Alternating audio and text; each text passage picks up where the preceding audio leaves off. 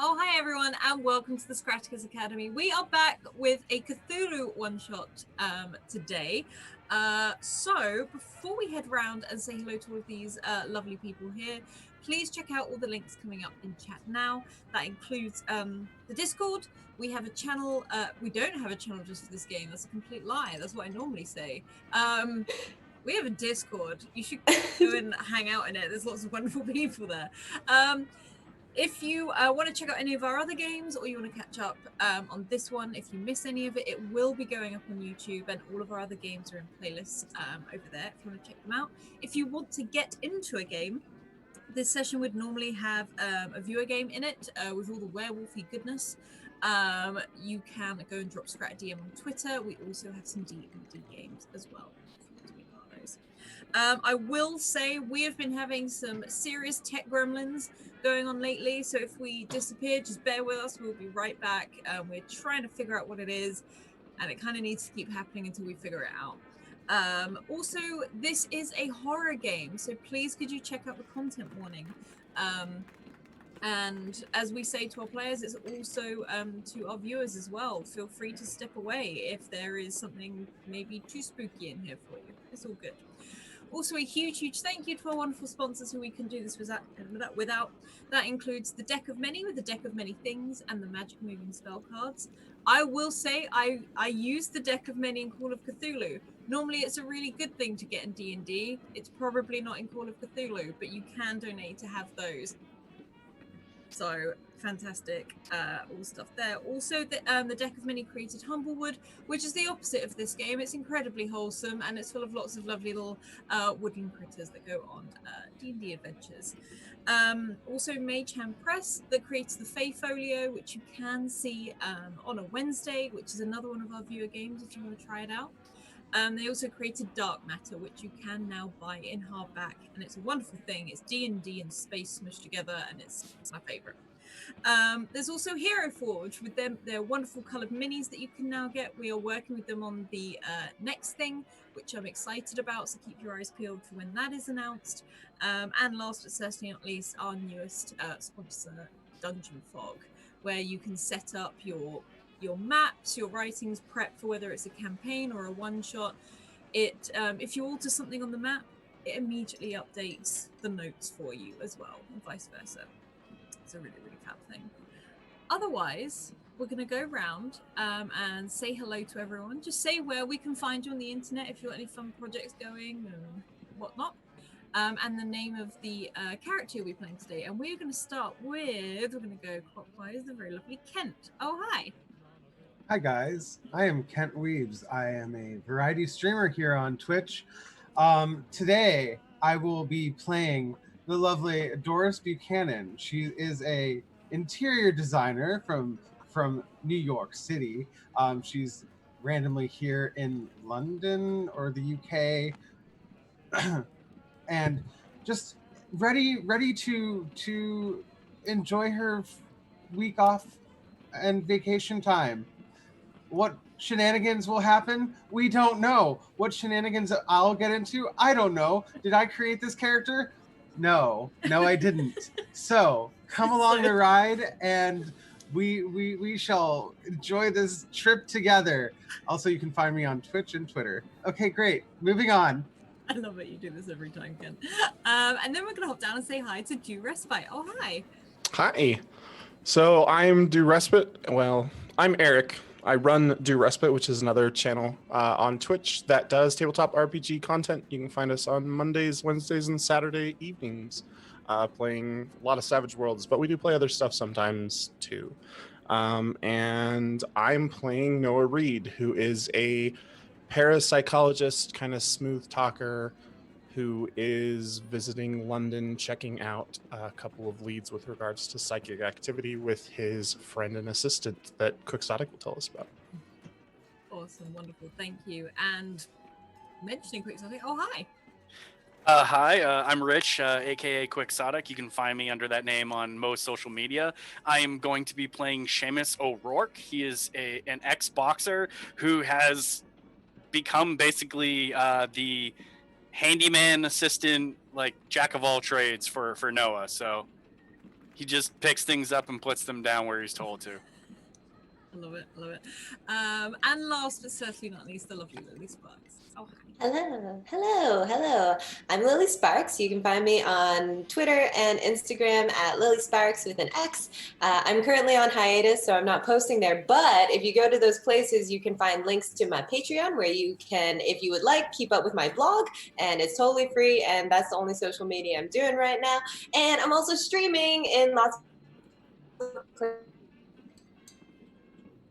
here on Tuesdays normally. Play a werewolf. And yeah, you can find all that info on my blog and my Patreon, and I'm happy to be here. And today I will be playing Julia Goodman, a sassy carpenter who left a bad relationship and is now hitting the rails in order to find herself. I love it. I made this character. Yep. Someone made the sheet, but I made the character. I love it. I love it. So, the year is 1913, and we are on one of the express trains from Edinburgh down to London. This is a luxury train. There are lots of dining carts, there's cabins. This is a way to travel in style. You've been on here so far for the first 6 hours. It's sort of coming up to lunchtime. It left early, and you are all in this dining car. As the scenery is sort of speeding past you on the way, you have these individual tables, or if you're sat with someone else, that is also a possibility. Is sort of these very small, cozy little tables spaced out along this carriage car.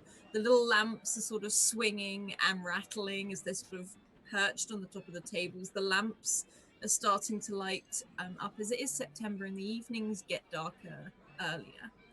You can see the scenery outside is mainly the rolling hills of the Midlands as it goes past through the Peak District. And it's pretty cozy on here. It's comfortable. You've got those, you've got the curtains that are sort of gathered at the sides. You've got the waiters and waitresses walking up and down the aisles, sort of attending to your every need. At the moment, as I said, it's just past lunchtime. Tea has been served and lunch alongside with it. There are lots and lots of windows in this carriage, so you can say that you have the best view as you go past. And who do we see sitting at one of these tables? And I'll start with Noah. What does Noah look like as he's sat at one of these tables? So Noah is reclining in one of the tables. He has just a water in front of him. And he's dressed in the appearance of someone who thinks he's dressed fancy, but clearly can't actually afford to be fancy. So it's a series of secondhand, like somewhat out of fashion, last year's line sort of things, but he's got the big tweed overcoat and he has a slightly rumpled, and if you look closely enough, you can see is stained just below the jacket button silk tie. And the only thing nice that he carries is he has an incredibly nice top hat, which is, it doesn't match anything else that he's wearing, but it's the nicest thing he owns, so it's always where he is. I love it. I love it. And you were sat at this table. As you said, you've had your water put down in front of you. Also, these sort of 3-tiered trays of sandwiches, which are fussily fancy. This is definitely to show off. You've got scones and cakes. As much as you've said no to tea, there is a teapot on the side. And would Seamus be opposite? Would he be sat with Noah, or would he sit elsewhere? Yes, he'd be here with me. Okay. And what does Seamus look like, Seamus? He's about probably like 6 foot, a little extra weight to him. He's 46, so he's got a little grizzle white like stubble, and kind of not fancy, but like poofier hair. Very simply dressed, and he's probably smoking a like hand-rolled cigarette. Yeah, that's it. What would Seamus drink? Would Seamus have tea and go, or is he very much like Noah and it's just water and nothing else? Probably whatever Noah's having, he'll have. Okay. And as you both sit there enjoying this lunch together, the waiter comes along, tops up your water, takes the teapots away, and sort of you can see him sort of turn to the side with a rattle of this crockery as a family sort of trot past him in the gangway. The mother sort of apologizing as their child sort of dashes past, almost knocking this waiter over, and this waiter sort of slides back before turning round and placing a drink on Julia Goodman's table. What does Julia look like? So Julia is like 5'0". She's small but spunky, like a race car. She's wearing, well, first her hair. She has like mounds of black hair. They're just piled on top of her skin. Kind of olive skin tone, Mediterranean look to her. Big gold hoop earrings, and she's wearing what she refers to as her clean flannel. So it's a clean flannel, and like just a white. Awesome. Like those high-waisted but loose pants, almost like riding pants, her clean pants, and she is drinking coffee, black. Yeah, you've had the coffee topped up for you a few times. You've got that sugar bowl with those sugar lumps sort of piled up, both brown and white sugar. The sandwiches are all there, whether you touch them or not is completely down to you. And you can sit there and you can see Noah and Seamus over the other side. Would Noah and Seamus like sit in silence, or are they like chatters? Do they chat to each other, or is it very much the awkward silence whilst you drink the water? I think at least for Noah's part, Noah is definitely talkative. He's making observations about the people who walk past, kind of in hushed tones. He does lean across. Seamus, did you bring the container so we can take some of the sandwiches with us? You forgot on the last train. I made sure that you got it here. Yeah, boss. Good. Be very sneaky and see if they'll bring more. You'd think that they'd have, like, bigger sandwiches. I mean, yes, but given that we hadn't eaten for like 2 days before we got on the train, it's probably a good thing that we just take these. Agreed. Did you see that boy? I think if we go and talk to his mother, we could do a test and convince her he has ESP, and she might pay us. Sure thing, boss. All right. And this is a small cart, right? Can I like overhear this conversation? Like we're pretty tight in there. I would say, yeah, you don't even have to roll for that. You could definitely hear them talking about this family and the child. They're probably like, you're probably on the other side, but this is a narrow corridor. And he is not quiet. Mm-hmm. If I make eye contact with them, like at all, I'm just gonna like grab, because I get my own pile of sandwiches because I'm alone, like a smart person. So I'm gonna grab like a handful of them and just like shove them in my face and just like stare them in the eye and just like eat my sandwiches slowly and give them a weird look. She's got the idea, Seamus. And across from this interaction further up, what does Doris look like as Doris sits at this table sort of on the same side as Noah and Seamus, but just that little bit further? Well, Doris is about 5'3". She is a striking like peachy skin tone with like blonde hair that's curled up into this ridiculously big feather hat. So it goes out like this, and then there's feathers strewed around it, and not just regular feathers. They're peacock feathers. There's all these types of feathers, and then she has this like dress that's cut down into a form-fitting like business suit, but not really because it comes out into a skirt, but it then poofs out a little bit more because, you know, the 1913s are a time for great fashion, and it's red on the top, and it's black on the bottom. And she also has a train going on with it, and she also has on the side a parasol. The parasol blocks out the haters. Just kidding. That reference is way too futuristic for her. It blocks out the sun. It gives her shade.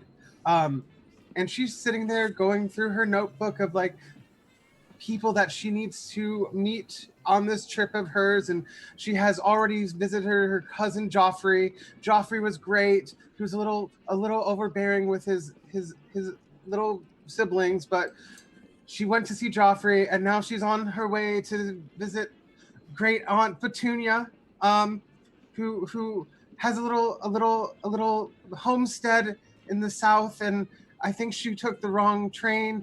I think she might be going north right now, but she doesn't know. She's just enjoying the time on the train, looking out and seeing beautiful scenery, because it's giving her inspiration on all the things that she can do for when she goes back to New York and teach them the fashions of the European styles. I love it, and everyone has an opportunity in the UK. So, and you are sort of sat on this. You've had whatever you wanted brought to you. This tea, this coffee. This is quite a lavish sort of layout of sandwiches, tiny little sort of cakes, and there's a variety of them. And I will say to Noah, Seamus, and Julia, Doris obviously stands out. Very elaborate, definitely their own style. But I think you all stand out in your own certain way, whether it is you sort of conspiring to, make money through tests, whether you're just overly fabulous, or wearing your clean flannel, eating sandwiches. And you are going on this journey, and you're sort of trundling along, like you can feel that as the train goes. You can hear the whistle blow and the steam coming off of this train as it goes, sort of blasting past some of the windows. And you go through one or two tunnels before you head out into this very rural countryside again. As you can see, these sheep dotting the hillside and things like that. And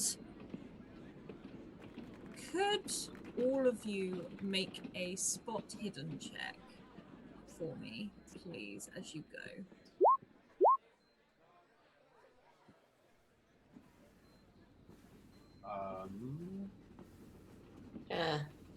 Spot hidden is underneath, weirdly, science skills on the far right. That makes sense. That does make sense. I appreciate the big red banner in Roll20 that just says failure. That's like, wow, thank for you. That's what I needed. Okay. Oh, I think I saw something. Hey. Oh. Okay. And so you are trundling along, and there's this moment, particularly for Noah and for Doris, as you go past. This is just countryside on the way through, but there's a moment that as you're topping up your tea, as you're drinking your water, maybe Noah, you turn to the window and look as you take that drink. There's someone, as the train slows down to the next tunnel, stood at the side, and you both get it just for a glimpse of a moment. Definitely female, long skirts, and you sort of get that whoosh as you go through the darkness of the tunnel again and appear out the other side, and she's still there. And this train is going quite fast, but she never seems to leave your eye line. As she disappears, as you look back through the window, she appears on the other side again. This woman in a blue dress and a white apron, hair pinned back, very neat, small, very delicate sort of kitten-heeled shoes. And her hands, one of them is sort of seems to be resting just over, not her heart, but sort of where her shoulder is. And another one, on the next time it goes through, she holds a finger up to her lips as you go past.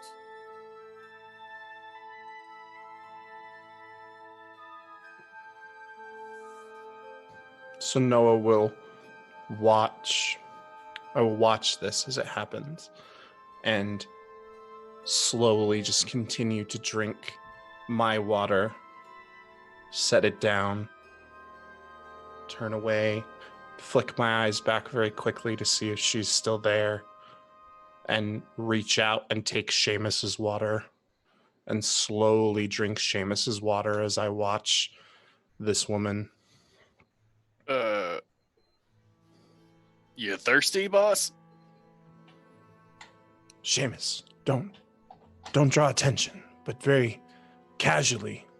Do you remember Boston? Very casually, just crane your eyes to the left. Don't move your head, just your eyes. Do you see the woman outside? I see a field. But not a woman.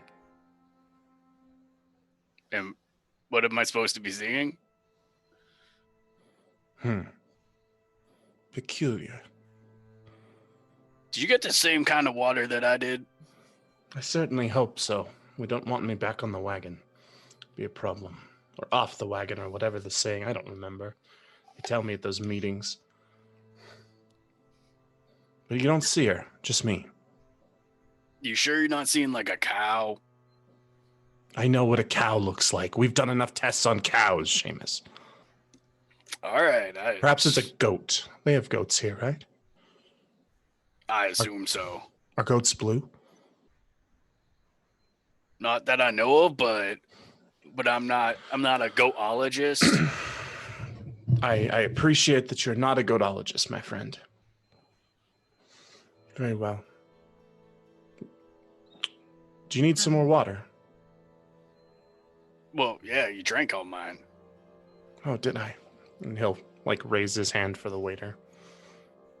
And the waiter walks past you, and again, Julia, you would have heard this conversation from Noah and Seamus, and the waiter smiles at you as he turns to their table, and he refills your glass, Noah, and yours, Seamus, and gives you a bit of a smile and nods to move on, and walks past you, Doris. And Doris, you see this same figure over and over. You go through another tunnel. There's a lot of these very small, old, short tunnels that across the English countryside. And this woman stands there at each one, almost on the rails, and with each tunnel, she seems to be taking a step closer towards the train. So I overheard that conversation, and I would have just swallowed all of the sandwiches in my mouth, and then just kind of also casually, without moving my head, looked outside the window. Do I see anything? When you look outside, you get this glimpse for a moment. In fact, could you roll me another spot hidden for different reasons? Cool. Also a failure. No, you look out the window. You know, you can very obviously look out in the same direction where Noah and Seamus seem to be looking, and you see nothing. You see nothing at all. But somewhere off to the side, you feel, as you stand to have a look, like a breath just rests on your cheek, as if someone had stood there for a minute, as if someone had walked past. I'll just slowly lower myself down to my seat again and reach into my flannel pocket and pull out a pack of cigarettes and just Is this a smoking cart? Can I smoke here? Oh yeah, you definitely can in the 1913s. Yeah. And she'll just light a cigarette and just kind of like keep an eye on all of the other people in the cart, specifically those two in the middle who first Okay. gonna lay off the coffee for now, I think. Okay. And Alice and Lily, with the kind of character that Noah is, would you allow for him to notice the pack come out and very quickly lean across with his lighter to light the cigarette? It depends. Are you looking out the window at the time? I think once Seamus has told him he's not seeing it, he'll kind of go back to sort of watching the car and just occasionally glance out the window. Otherwise, he's going to be staring until he actually sees goats, and that'll be a problem. Would Julia let him?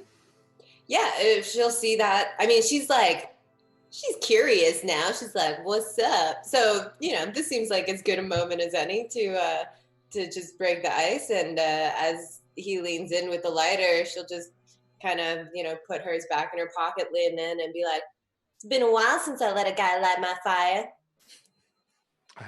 I'm and he like adjusts his tie and kind of blushes. He's this very skinny, he's a good looking guy, but mostly just skinny and awkward. And he, yes, well, may I ask you a very strange question? I don't know why I'm adopting this accent. I think it just has to do with where we are. I'm not from around here. Yes. If you look out that window, don't move your head. Do you see goats or do you see a woman in blue? Or perhaps cows? Well, I'll tell you, you don't talk very quietly, so I kind of heard like the whole thing that you were saying already. And when I looked out there, I didn't see nothing, but I felt something. It felt bad. Yes. Very well. Well, I'm Noah, and this is my associate, Seamus, and I apologize if our speaking has disturbed your train ride. Hey, you go on these places to meet people, right? So I guess that's a little bit of what we're doing here. Pleasure to meet you, Seamus. And she'll incline her cigarette finger towards you. Are we the only 4 people in this cart? No, you've got the family, which is right. to be a mum and dad and a little girl in the corner. You've got the waiters and waitresses. There's also an older gentleman sat at the back with a newspaper. He seems to be pretty buried in it. But you can see smoke coming up from behind it, where you can definitely smell like pipe smoke there. And obviously Doris, you can see is... I don't know, Doris, are you looking out the window after it? Oh, she sure is looking out the window right now. Oh, and she's also smoking a nice thin cigarette with one of those thingamabobs. I don't remember what they're called again. I think they're called a French holder. Yeah. A French holder. Well, it's very New York of her, the way she's holding it. She's just like, oh, I think I see something out the window. Oh. No. Do you say that like quietly, or are you saying that to the others? No, she probably was just like looking out the window, just going, okay, so she's seen weird shit in the past. So this is probably not unusual to her, I don't think. New York, there's a lot of weirdos and stuff, so she's just assuming something is playing a trick on her mind or whatever. Like, she's okay, but I don't know. Did she hear? How far away is she from like the interaction that Noah and Seamus had? Oh, you can definitely see them. Like, it's pretty close. You're only one table. One table. Up. You're only like one table up. Yeah.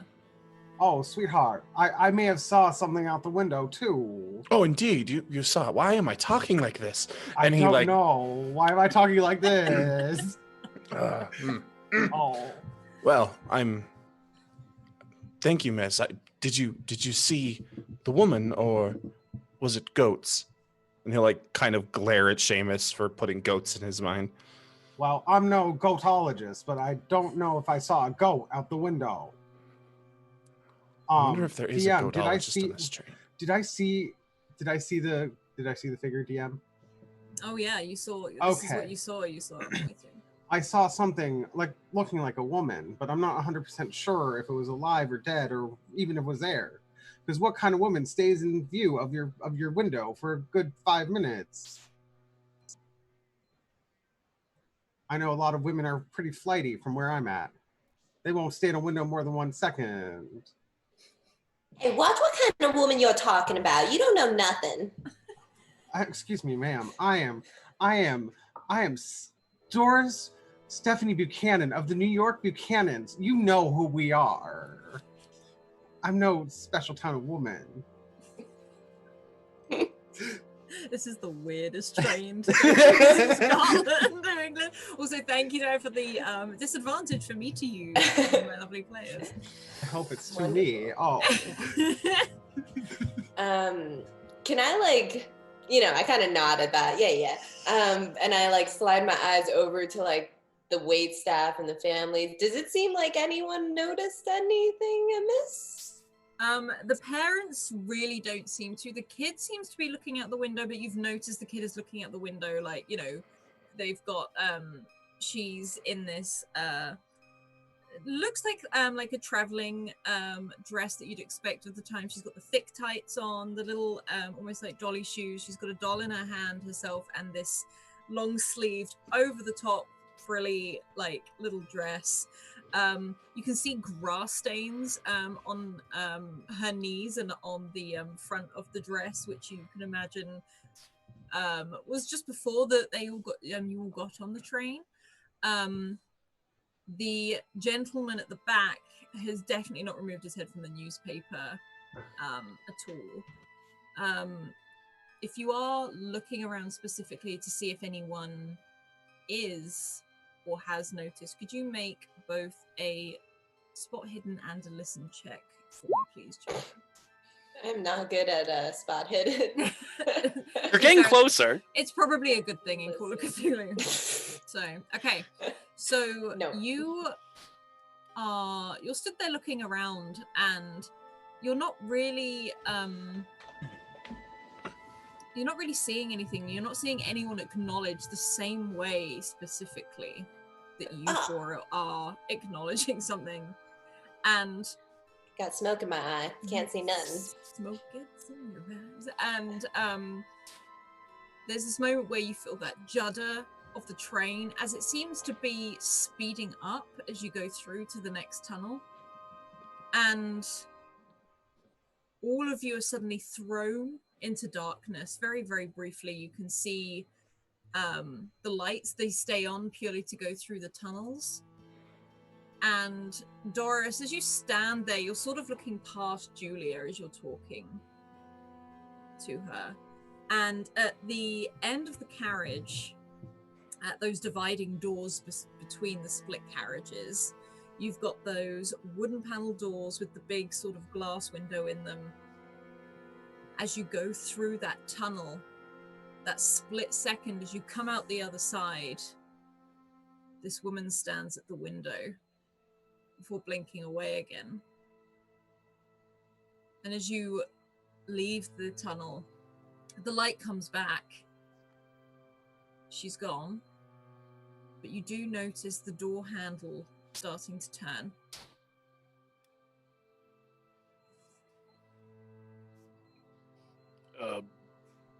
Boss, what window are you looking out? Maybe it's just like some dirt on it. This one right here. I don't know. It looks clean to me. It's fair. Could be your imagination getting the better of you. You haven't been sleeping very well the last couple nights. It has to do with being hungry. Perhaps we'll sleep better with all those sandwiches. Well, I don't know about your sleeping habits, but it seems to me like two people seeing the same thing seems pretty weird. I'm getting the heebie-jeebies all about this. No, don't worry, miss. If anything does have to happen, I'll protect you. Oh, good. I'm gonna hold you liable to that. You all heard him say that, yeah? Seamus, what have I told you about making promises? Oh, good thing I'm a notary. Oh, you have notarized. You are now liable for that. Oh, I'm just kidding. I'm not a notary at all. I do interior design down in New York City. You know, the wonderful New York City. Oh, okay. So, Alice, Mm-hmm. with his background and the things that he's done, Noah is going to kind of approach the family and kind of just sit down on the floor near where the child is and just sort of look at the child. May I ask you, are you a goatologist? Are you asking the child this? Yes. Or? Yeah, just asking the child. The kid is sort of is stood by the window and looks at you. It's like, no. What's a goatologist? I don't actually know. They keep saying it back there. May I ask, do you see a woman outside? The kid sort of looks in the direction. What, the one that's waving? Is she wearing blue? And he doesn't take his eyes off of the kid, but he's produced like a small pad, and he's going to be looking for those kind of psychological triggers that he would see on the face, like, you know, the eye movements or those kind of things. He's very much in study mode at the moment, doing what he does. Could you roll me a psychology, please? Yeah. Okay. You sort of look, and the most you get out of this is that this kid doesn't look alarmed. It's very sort of matter of fact. This kid is like, you know, it sort of stops looking out the window and she shuffles along the seat towards you. You notice her parents watch her as she does. But she's just outside the window, waving. Yeah. That's where I saw her. Mm-hmm. And now she's over there. And points down the end of the carriage. Mm-hmm. And Noah will turn his eyes. He won't turn his head. He'll stay watching the child as best he can, but just turn his eyes and see if out of the corner of his vision he sees this woman that he's seen outside the carriage. And you don't see the woman by the door or anything like that. Doris definitely did, but Doris is further back. Mm-hmm. And the one thing I will say is you see the door handle turning. You can see the waiter is cleaning one of the tables nearby. Okay. But the little girl looks at you and she looks at your notepad. What are you writing? I am a scientist, dear, and I study. A scientist? I have done experiments on cows, but not on goats. Goats is outside. My brother does that. But will you do me a favor? I don't know. You're a stranger. Yes, but we're on a train together, and that makes us friends, yes? She looks for a moment and goes, no. That's good job. Your parents have done well. Mm-hmm. And she sort of holds onto her doll a little bit, like I'm sorry. to her. Does everyone else hear what he... Oh no, you won't hear that. He is now he's now whispering at this point. Okay. As quietly as possible. And she looks at you and she sort of you can see she squints like a little bit at you. Mm-hmm. What's your name? I'm Dr. Reed. No, your proper name. Noah. Like in the storybooks, like in the Bible? Yes, like him. Do you have an ark? No, unfortunately. My sister does. What's your sister called? Esther. My mother liked biblical names. Esther's ark. You see her sort of mumbling away. And she sort of looks back out the window for a moment. And back at you. Mum and Dad can't see her. Yes, neither can my friend. And neither can the woman in the impeccably clean flannel. And she looks down the corridor, sort of leans forward on the chair and looks at them. It's all right. They will soon. Just getting on the train. I see. Do you know her name by chance? And what's yours? I'm sorry, I should have asked before. No, I don't know her name. And my name's Rebecca. Rebecca. It's also a biblical name. Did you know that? Yes, I did know that. You're a rather smart young girl. I am. If you see this woman do anything strange other than be outside of a train, given that we appear to be two of the only people who can see her, will you let me know? Well, what's strange then? I have a feeling you'll know if you see it. And she pauses. And she looks just past you for a moment. And then back at you. She did say something. What did she say? And the little girl sort of pauses, and you can see her sort of holding the edge of the material of the doll's dress, not really looking at you, but sort of just moving it in her fingers. Rebecca, can you write? Of course I can. And I'll turn the pad toward her and hold out the pen. Will you just write down what she said? And again, you can see the father is sort of looking towards you, but she sort of happily takes it.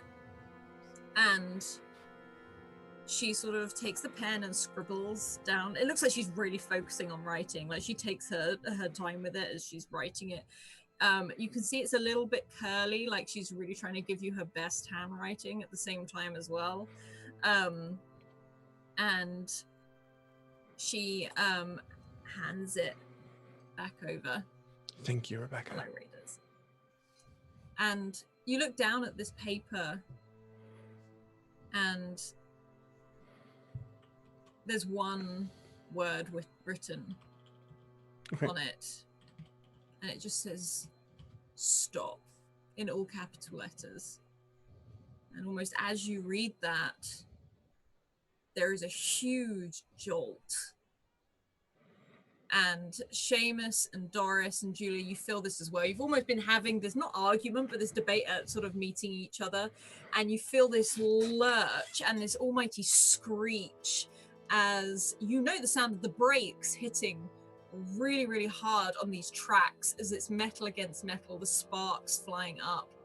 And there's a moment where you can see the waiter sort of brace himself. The tray he's carrying goes flying. These glasses shatter down this corridor, and you are all thrown to one side. You can hear a yell from the other members of the party on this train, and that screech is almost ear-piercing. And as you do, you see all of you at the end of that corridor, that figure, that woman in the blue dress and that white apron as she opens the door, turns round, and you hear a click in the lock as you all hurtle into this tunnel, and you're thrown into darkness. And there's a time where you've all fallen over.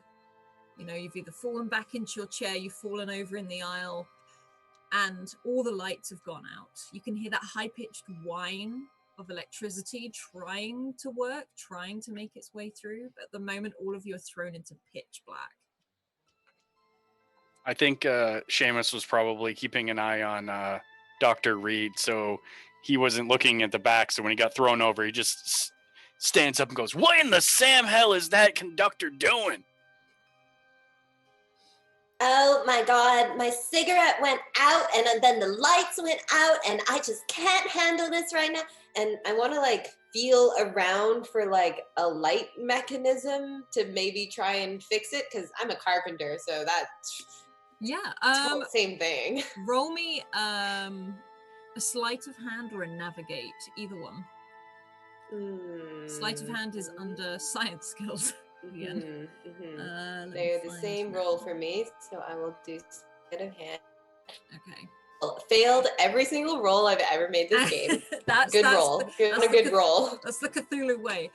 You sort of manage to rummage around, and you can feel like where definitely some of the cups have fallen on the floor. You can feel the carpet beneath your feet, and you manage to get up and you hold on to one of the lamps. And you get a static shock from it, almost like it's that you can't seem to fix it, but it's that you can definitely sort of gather whereabouts you are. Then I'll pull out the lighter that I had in my flannel pocket that I tucked away earlier, and I'll just... Is everyone okay? Are y'all okay? So Doris somehow is flung, and so her seat, she's flipped headfirst into the other side of the seating cart, and like Tool is up, and her legs are just like, I think I'm okay. I'm just a little flipped around right here. Here, let me help you get right, ma'am. Well, thank you, kind sir with a beard. I think you have a beard. Do you have a beard? Just gristle, like 5 o'clock shadow. The hat's still over her head. Just go. Oh, okay. I feel the stubble now. Okay, thank you, sir. You're so kind. You're welcome. I appreciate you. Hey, did y'all see that creepy figure, like, standing there before everything went upside down? Oh, great. You're seeing things too now, right? Yeah. Did I? I thought we all saw it. Yeah, you all saw it. He was just facing the other way, so Seamus didn't. Yeah, it looked pretty creepy. Something is going on here, and I paid a lot of money for this train ride. I got stuff to deal with. I got baggage, emotional baggage, and I don't need this shit. And she'll pull out another cigarette and shakily light it as she looks around for other people. Doris is gonna look at her train ticket, right? And she's gonna be like, "Oh, I thought this was not one of those trains with a show type of deal." And so she was like, "Is it one of those trains with a show?" No, it's not. As you pull out your ticket, I will say you all hear footsteps moving calmly down this dark sort of gangway that you're in. And Julia, as you light up that cigarette, there's a soft glow and you see a hand reach out and take Doris's ticket. Tickets, please. Oh, here you go. Grabbing my parasol with my other hand. Just gonna put that.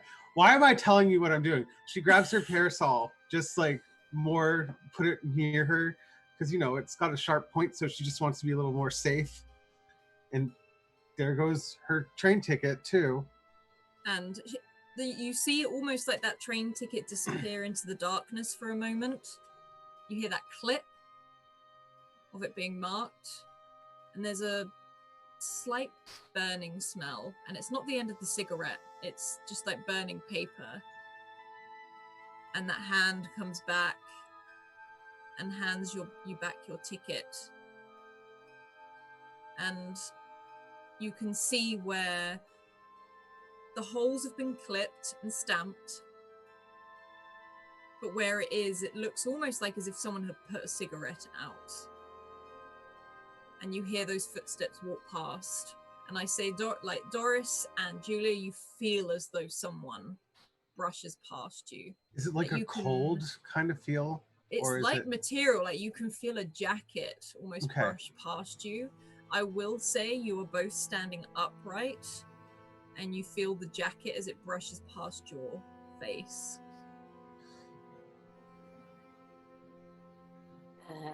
Do you not need to see? I have my ticket. If you need it. And out of the darkness, just again by that cigarette glow of yours. Tickets, please. And it almost, again, it's like it retracts. You hear that sear again, that clip. And it's handed back. Okay. Whenever y'all get a minute, it seems like there's a mechanical failure on the train, and I'm gonna need to speak to somebody about getting a refund for my ticket. But you're everything. prioritize what you need to do, but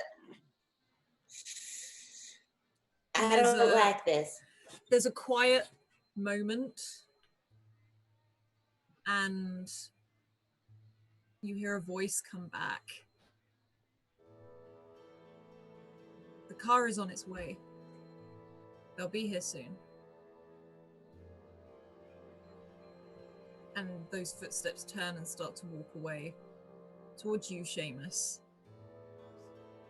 And you hear that, tickets, please. Now, 1 second. He pulls out a match and lights it. And in the bit of light, he's like, now, don't you think this is an inopportune time to get tickets? What does he see in the match light? You light up and strike up the match. And where you're stood, how tall is Seamus? 6 feet. Okay, so as you strike up the match, there's this soft glow that casts across. And from where your eye line is as you reach out, whoever this is, you only reach their chest height. And you just hear that again. Tickets, please. And a gloved hand comes out. So they're like, their chest is my eye level? Mm-hmm. Oh, jeez. He's gonna hold the match up, try to get at least something. As you sort of scale it up, you look up, and it takes you almost a few moments to look up, and you see almost like this, there's a face there, and it's cast almost like a shadow. And you can see a conductor's hat as it sort of looks, it does, and the strange thing is, like when you're talking to someone, normally they'd be looking at you, this one stares straight forward. And as you rise up with this match, it casts over this face, and there is no face there. It's smooth. There's no features. There's no nothing. And it slowly tips its head towards you as you hold up this match. Tickets, please. That's probably the appropriate time for the match to burn out. He's like, ow, what the? He's gonna back up and try to feel his way towards Noah. Like, boss, we got some, like, strange occurrences going on. Yes, Seamus. And he's going to reach into, so I will reach into my jacket and feel around for a moment. Rebecca.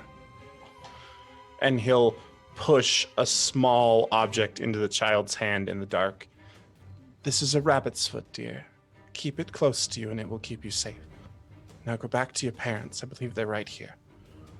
You hold this out into the darkness and it drops onto the floor. Rebecca isn't there. Wonderful. And he'll Wonderful. Sorry. he'll ignite his lighter and retrieve the foot and turn to Seamus. You better give the man our tickets. But he doesn't have a face.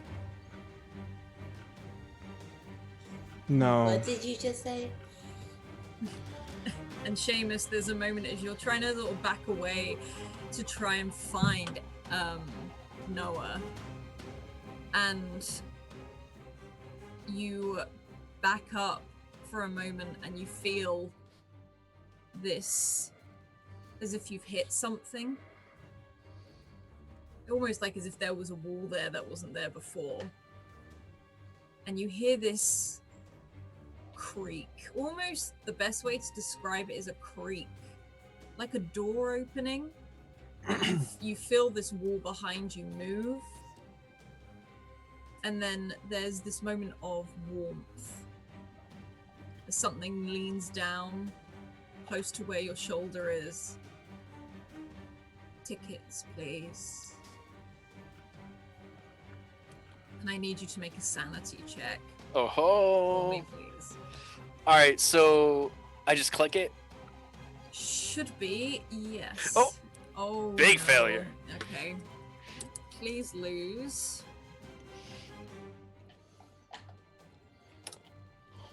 Lose 3 sanity as there's a moment where you feel this wall against you and you feel this breath sort of cast across your face, and for a moment you feel hot, like too hot, as if you've spilt tea on you or something, like when you spill tea on your hands or in your lap or something, but it's like your whole body feels that way. And there's a moment where things start to flash in front of your eyes. You can see that nurse at the other end of the corridor, and you can see her turn and look at you as she picks up a bag and starts running directly at you. Oh, jeez. What would you like to do? For starters, he will jump away from the creepy, faceless person next to him, and kind of like ready to fight, but not sure what direction to fight in, and just probably frozen in place. I don't think he knows what to do in this situation. You feel that moment of as this nurse comes running at you, you see her now with this red cross across her chest as she comes sprinting towards you, and her face looks angry. As there's something where she looks a lot more sunken in. She looks as if she's, the way she runs, it's like she starts sprinting at first and then she's using the chairs to almost pull herself away across this, almost gangling and galloping towards you. And there's a moment where she comes so close. And Julia, there's that spark again as all the lights go up. And it's just you four in this carriage.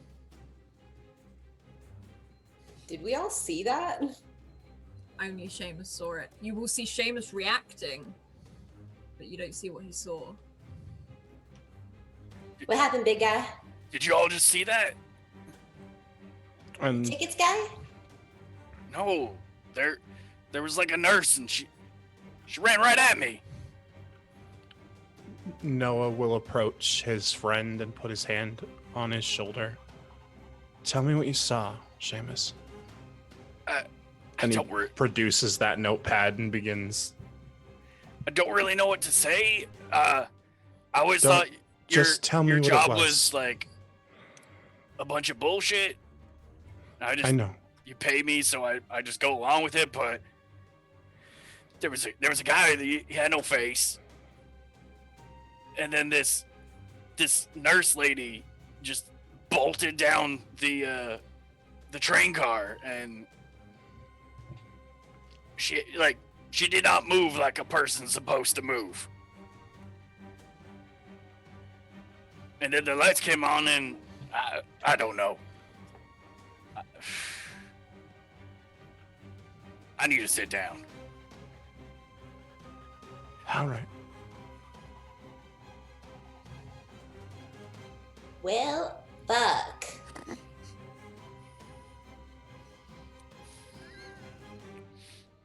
Well, we can't just sit here. Have any of you Right? noticed that everyone else is gone? Yeah. Just checking, I don't know. Not everyone saw the woman outside the train. They said there's a car waiting for us, or we're gonna go to a car. Something's coming to pick us up. Do we want to be here when... I don't think we have a choice. I think your words are right when you said something. Is there anything left where the family had been? Like, is there like Rebecca's doll? Is there anything in any of was like the newspaper from the old man still you can there? See the newspaper from the old man from the other end is definitely, it looks well folded actually, almost like if someone has stopped reading it and put it down on the table. You can see some of the luggage that the family were traveling with. Probably not the main luggage. It looks more to be like maybe the mother's hand purse or something like that. You don't see the doll at all. Okay. He's gonna check his pocket watch and see if there's a substantial difference between when like lunch would have been delivered as an individual who hadn't eaten for days. He probably would have been checking that watch very closely up until lunchtime. Mm-hmm. And he's going to check and see what time it is now versus what time his brain seems to think it should be. You're looking down at this watch, and the hands are moving constantly, spiraling. However, the glass itself on it is shattered. And he is going to smile because he's witnessing the stuff he's been researching his whole life and that people have been telling him is fake for his whole life. And he's just going to kind of like almost giddily hold it up to Seamus. Great.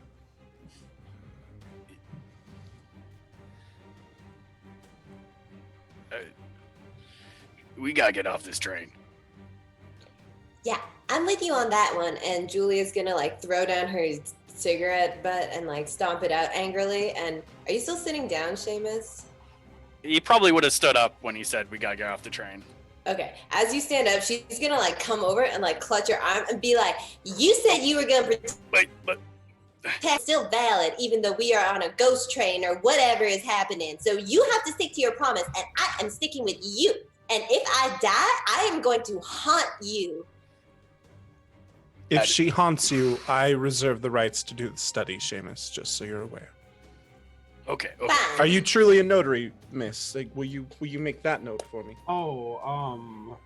Yes, I am. Part of my interior designing work, I have to notarize my finalizing and stuff. Notary is one of my skills, Wonderful. I think. Well, we'll go with it, though. You heard me. If she haunts him, I get to study it. Okay. First things first. I need both my arms to protect people. Begrudgingly lets go of it, but like stands really close to you. And secondly, please don't threaten me with hauntings. That's terrifying. Well, then you better keep me alive and safe. Well, we'll see. If these things can bleed, then okay. But I this is not really my area of expertise. I kind of just carry around the stuff for the doc over there. It's not really my expertise either. I'm scared. And There. Noah will approach Lily and he'll pull out that same, kind of dark rabbit's foot and hand it to her. Keep this with you, and it will help. She'll look at it between the rabbit's foot and the 6 foot tall bodyguardish figure of Seamus, and she's like, "Yeah, this'll help, I'm sure. But I'm still gonna stick close to the fisty guy." Yeah, so definitely for all of the physical threats, but for the metaphysical world, you rely on that. I'll hold you to this promise also. I made no A promises, good man never forgets the promises that are made. You said it would protect me. but I didn't promise. All right, well, we will see. And she'll tuck it into her flannel pocket. She'll check her cigarettes. She only has 4 left. She will sigh, put it back in her pocket, and steel herself for whatever is to come. The lights have come back on. They seem to be flickering a little bit, and as I said, you can still hear that whir. If anything, it sounds like when electrics get damaged and they're really trying to turn on. The carriage is lit up. You can see everything on it. However, the outside is just this void of black as you've gone into this tunnel. You can see at the other end where the other carriage is further up. You can see it further along where the 2 doors join. This train has stopped. And there's a moment as you're all stood there getting ready to head off when there's a bang. And to the side of you, on one of the passenger windows, a hand sort of smacks on the side. And you can see this red as it just starts to drag along the root of the windows past. And you can hear whistling. Like they're whistling a song. Do we know the tune? Roll a listen check for me. Should we all do a listen check? If you want to see if you know the song, Sure. Absolutely. Sure. I'm screaming, so good luck listening. Well, the noise of the screaming from Julia really just distracts Doris, and it's like, oh, that's a good song. The screams are really nice. Okay. So, Noah, you've heard the song. You've heard it on the radio. It's doing pretty well right now, but it takes you a while to sort of listen to it. It's a moment where you think you run it over in your head and you start to say the words because the words aren't being said. And you recognize the song "Keep the Home Fires Burning." It's new in the charts.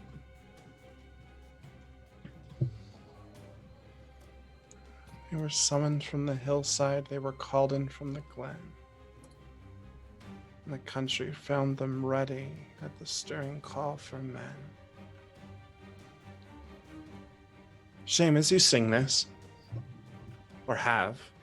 I think you were drunk. I'm not good with music. That's an accurate statement.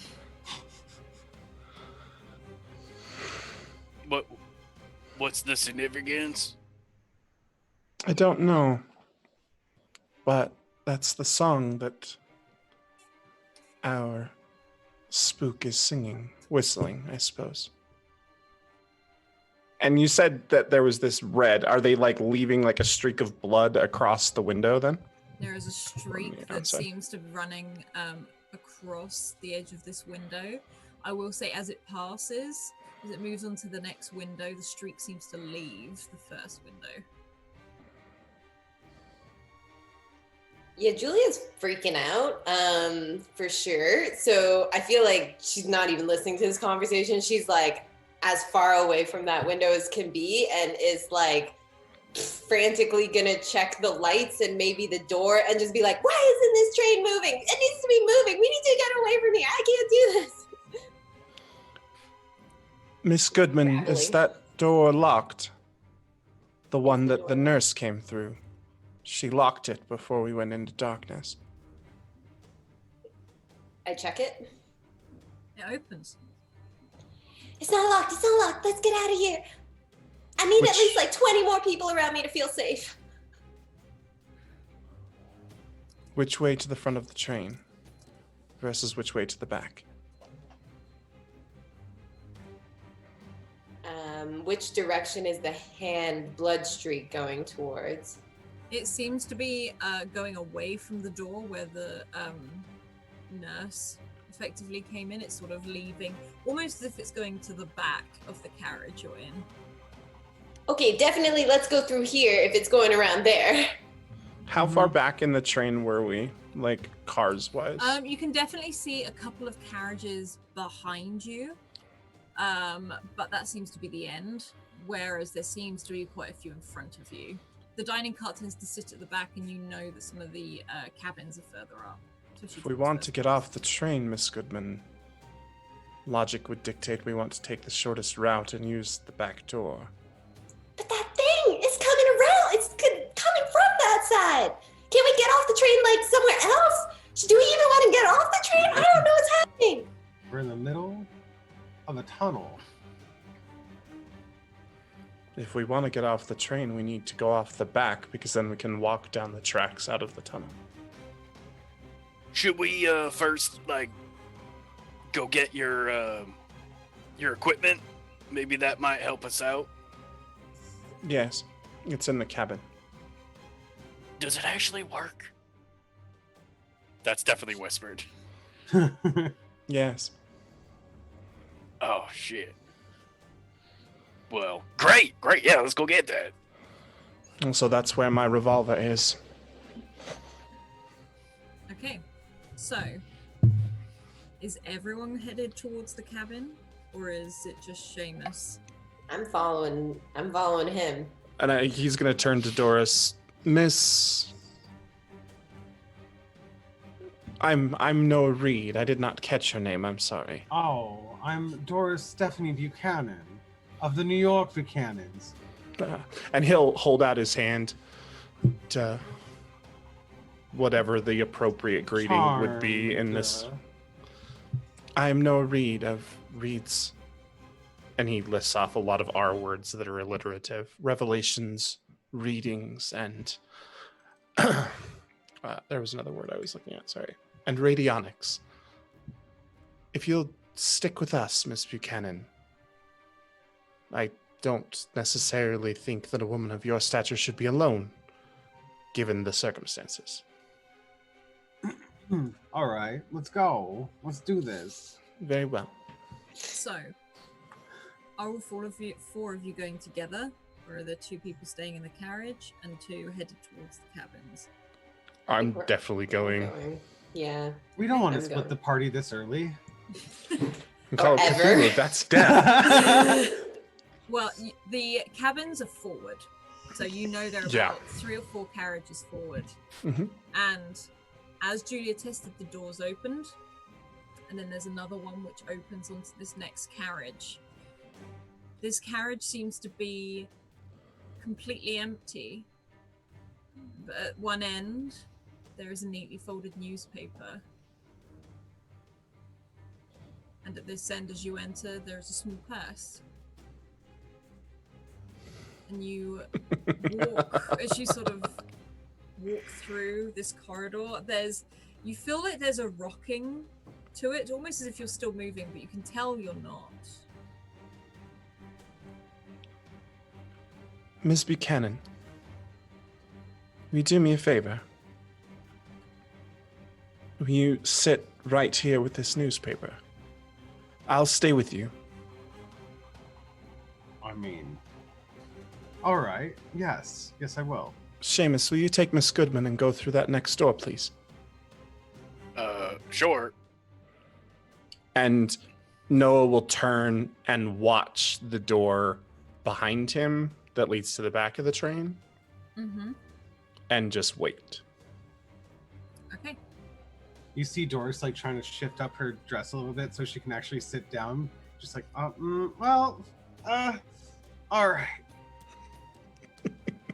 Okay, so The price we pay for vanity, yes, Miss Buchanan. Oh yes. Oh. Julia and Seamus, you can step through into the next carriage. You have to open the doors. The sliding doors. As you open them. Sorry, yes, go on. I was just gonna say, I feel like Julia like slips a hand into her pocket, like almost subconsciously, and is just like gripping the rabbit's foot with like white knuckled intensity as she's like behind Seamus, a little kid peeking out. You step into the carriage, and as you do, you can see at the other end of this carriage, there is a newspaper held up. Is there someone sat there? Any pipe smoke? There is no pipe smoke. All we see is the newspaper. You can see the newspaper. The legs from where you're at, as you're at the beginning of the carriage, you can't necessarily see any of the actual body that's behind it.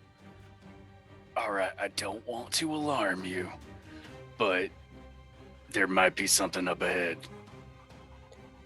I'm very alarmed. Should we go back? We gotta get to those that equipment. Okay. If they can grab tickets, maybe they can grab some of these punches. All right. I'll just stay behind you, and good luck. All right. And you two start to move forward? He moves very slowly. Yeah, you sort of like holding onto the chair. He's like, "Ugh." but he can't make it. He can't show that he's afraid. Okay. In the previous carriage, Doris, you can sort. Are you holding onto the newspaper, or did you do as Noah said? You just reading, or in fact, Noah, from where you are, you can hear the doors close behind Julia and Seamus as they step through, and you can see them very slowly moving down this corridor. Okay. Doris, you sat at that table. Did you pick up the newspaper or not?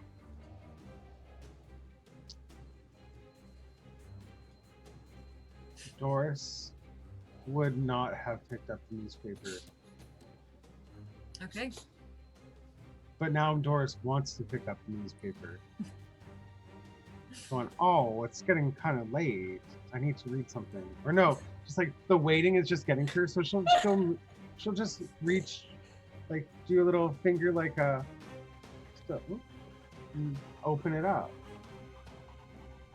And you open it up.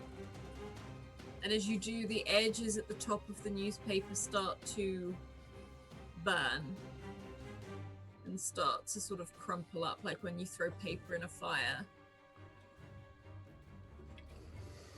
She will just like throw it forward and go, oh no, you can't read something that hot. Oh no.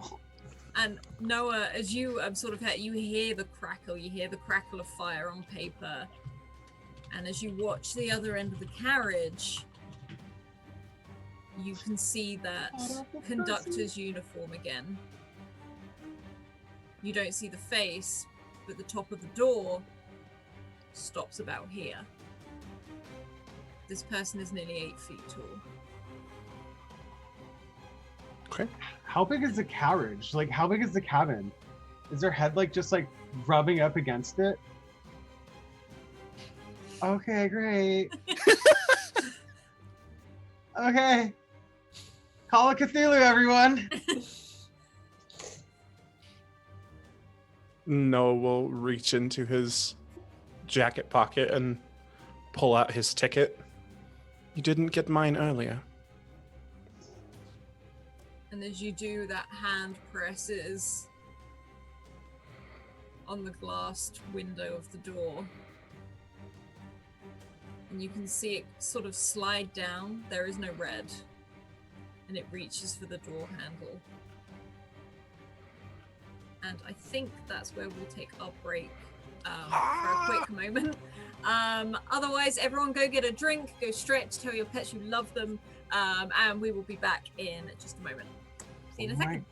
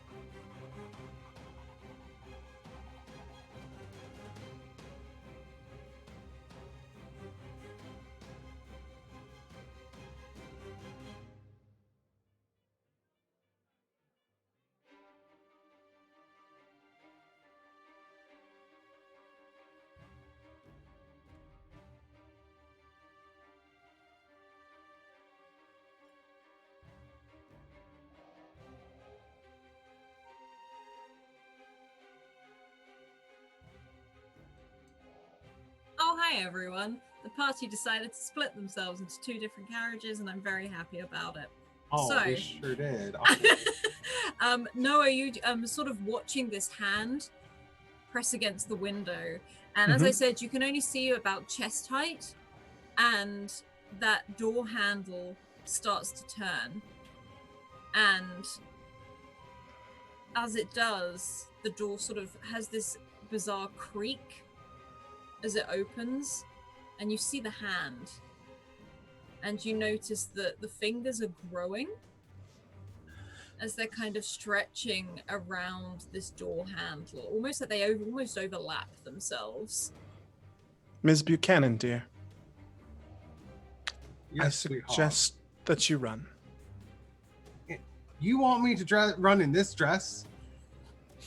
Do you not see the form He'll fit like it is? hold out a knife. Like, I mean, you can remove the skirts if you want, but I suggest that we run. She grabs the knife and she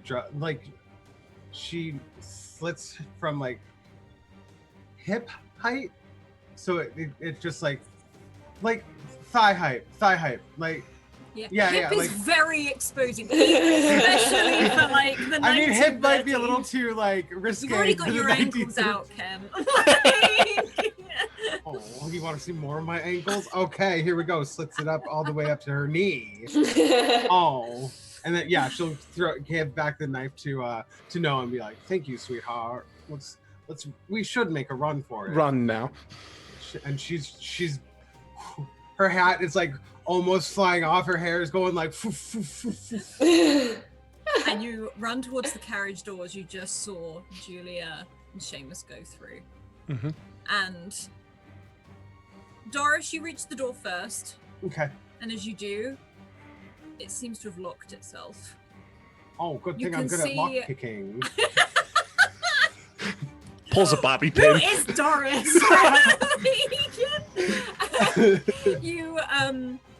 You can sort of shake it and it rattles, like the glass and the pane rattles. And Noah, are you backing up at the same time, or did you turn Yeah. your back and run? No, Okay. he's backing up, keeping an eye on this door. Yeah, you're backing. You can always guide yourself with the chairs either Yeah. side, so you don't trip over anything. Mm-hmm. And you notice that as these fingers curl around the door, the sleeve on the conductor's uniform starts to change. It starts to drape, almost like it's long black lace. And you see these skirts step through the door. And as it does, you see the shoulders as someone has to duck underneath this door itself and reach through, and you just see this veiled figure. Okay. And you notice as they step into the carriage that you're in, they have to bend like this just to fit inside. And there's this moment of a very juddering walk. It's not fast, it's not a run, but they're sort of clinging onto the chairs, almost mimicking how you are, digging these sort of... At first you think the fingers are just long nails, but they're not. They're all fingers. In fact, there's no nails on them at all as they start making their way across this corridor. And you notice as well with each step that a shoulder distorts, a knee distorts, and it's growing. Ms. Buchanan, I assume the door is locked. Oh yeah, the door is very not openable. Would you mind attempting to punch out that glass with your parasol? You want me to ruin? This is Yes, my dear. Versace. Please. You say it, quick question. Versace. This is Versace. Quick question. What do I do? If I want to do like a lockpicking as skill for this game, what would it be under? Would that be There is lockpick. Hang on. Where? Locksmith. It's Oh. underneath language and skills. Locksmith, I'm really bad at. Okay, never mind. If you want to try break the glass, you can roll a strength, which is at the very top Strength? of your character sheet. All right, so Doris grabs her parasol, closes it, wraps it up, and does a whole punching, like a couple fencing moves on it, and let's see how it goes. Oh, it's a critical failure. Okay. So you stand there and you start to take your parasol and you are slamming it against this glass. Mhm. And as you do, you see it like the spider web across the glass as it starts to break. Yeah. And almost as it does, you see it start to freeze like ice around the edges and rejoin back up. And as you go in for that final sort of like strike, that nurse's face is there. And you see her mouth drop open and scream as she bangs on the window. And Doris, you are flung away. Okay. She doesn't touch you, but you feel like this jolt Psychic go through push. you as you're sort of like thrown. And Noah, as you're backing away, you suddenly feel Doris come crashing into you as you both tumble onto the floor. I think the glass didn't like the Versace. Is your Versace fine, however? I think so. I'm a little worse for wear. Oh, I'm sorry. I assumed you were more concerned about the parasol. I'm glad to Wow. hear that you're at least not I saw overly it. injured. I saw a nurse, and it yelled at me. And I got pushed. As you were both laying, Yeah, just- you're having this very delightful conversation It's over so delightful. Versace. I will say, you have that moment where you hear the clacking of heels of this thing as it moves, and you hear a click of something else. At first, it sounds like when bones click and they move out of their way. But you hear it's almost like the click of someone's tongue beneath this veil, sort of tipping their head from side to side, hearing the clicking as this sort of figure that is currently far too big for this carriage puts a hand on either side of these chairs and starts to bend and lean down Ticket. towards both of you. And he'll reach into his pocket and hold up his ticket. Ticket? Doris is just like, I already gave you my ticket. I am good. We do not need you coming more forward. Stay where you are. Please. I am a Buchanan of the New York Buchanans. We will pay our debts. You don't need to be physical with us. Please stay away. As you notice for at first, as Noah pulls the ticket up, there's this moment where it looks at it, but as soon as you start talking, Doris, as soon as you start to talk, its head snaps in the completely wrong direction to look at you. Well, that's not normal. And this hand sort of reaches down off of the chair, and you see these little fingers extend as they push your shoulder down onto the floor, and you can feel a pressure. It doesn't. Okay. It's not like a really painful pressure or anything, but there's a pressure holding you there. And Noah, from where you are, not massively, just the tiniest bit, you feel like you can see this neck stretch towards Doris. And you hear a voice. Yes. Both of us, or Both of you. okay, sorry. But it's definitely talking to you. Yes. Your debts will be paid. And you feel this searing heat sort of starting to go onto your shoulder. And with this other sort of hand, even though they're not looking, Noah, this hand comes out and picks up your ticket.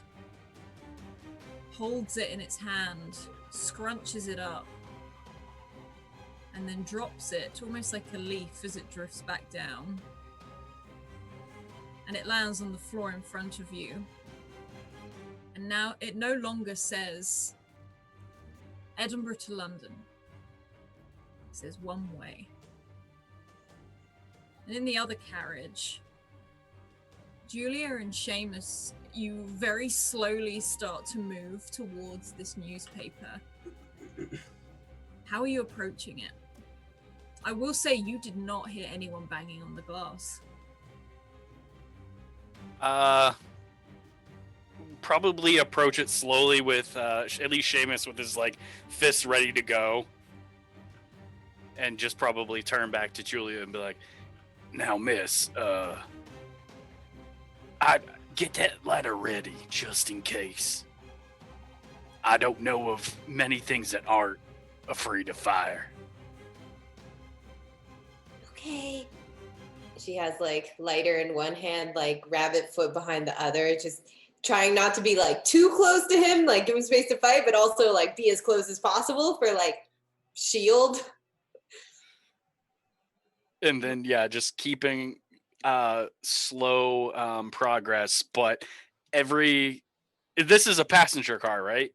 Yes, this is a passenger car. So every unit that they pass by, he'll kind of like glance in, but quickly because he doesn't want to take his eyes off of the thing down the hallway too long. And You start to You start to approach this newspaper, and as you do, you get a clearer vision of what's there. And it's just a newspaper. There's no legs. There's no hands holding. And almost as you approach it, you see it drift down as if it's dropped. And behind you, you hear a small voice. Excuse me? What was that? And I turn. you see that little girl. She's sort of got her arms wrapped around this doll very tightly in her hands. This dress sort of looks a bit like scuffed. And she looks at you. You've got this fear in her eyes, and she's just. Can I come with you, please? I don't know where my mum and dad are. Of course. What were you hiding in one of those sidecars? In one of the rooms? And she points to underneath the seats, and by where another one of those tables are. She's like, I don't know how I got there. What happened to your parents? Did you see? Have you seen anyone? Have you seen anything? and she sort of like rubs her face a little bit, and you can just see soot sort of smear up. So, I don't know. I called out for them, but they didn't reply. It just went really, really dark, and I heard these noises, but and then I was here, and then you walked in. Did you see the newspaper that was floating there? And she looks at you a little confused. No. Okay. Have you heard anybody else moving around this area? I haven't heard anyone moving around, but I heard people. I heard yells and shouts and screams and a lot of banging and crashing, and I heard my mum, and which is why I ran in here. But you're not my mum. We'll take care of you, though. Over like what kind of time period was it all within like 30 seconds? You're the first people I've seen, and it's been Damn. hours. Hours since you heard all those noises? And she nods, and then she points towards Seamus. Your friend spoke to me at lunchtime. Right, that wasn't very long ago. Well, hours maybe feel longer to a kid like me.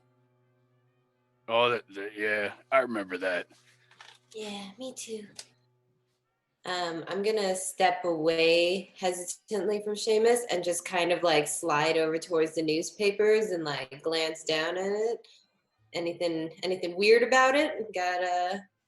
There's no writing That on is the weird. pages at all.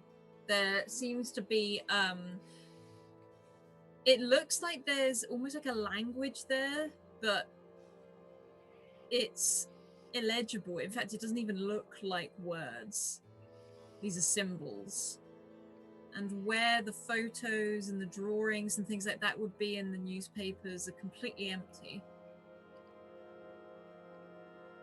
Cool. I will slide right back up to Seamus and just be like, there's nothing on that newspaper. It's just gibberish, gobbledygook. More reason why we need to get the doc's equipment and get back. What's your name, kid? I'm Rebecca. And she sort of, there's that that quick smile for a moment, as if there's a form of normality and a practice of being polite. Well, I'm Seamus. Hello, Mr. Seamus. I'm Julia. Hello. And she does like a little bit of a curtsy to you. All right. Aren't you just the sweetest thing? Nobody's gonna hurt you. We're definitely gonna keep you with us. And she sort of smiles at that and is like, This is Jennifer. and she sort of holds out her doll to you.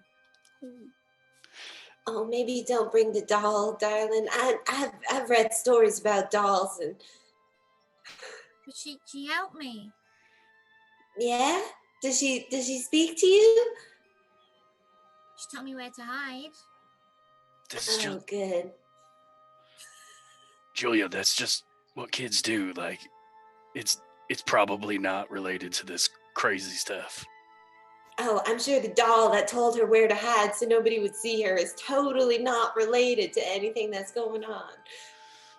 And All she right. holds the doll up to both of you. You can hold her if you want. No, you keep good care of her. All right? And stay close to Julia. We're going to move forward in the cars. Try to And get you, as she holds this doll up to you, you see that this doll is dressed in a blue dress with a white apron and a red cross on the chest. I think he kind of like stuffs it back down, like when she holds it up. He's like, "Yeah, that's great.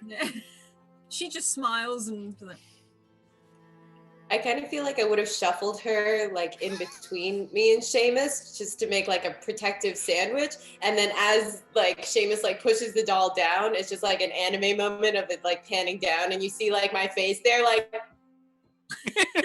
and we lock eyes over her head, and Julia's just like,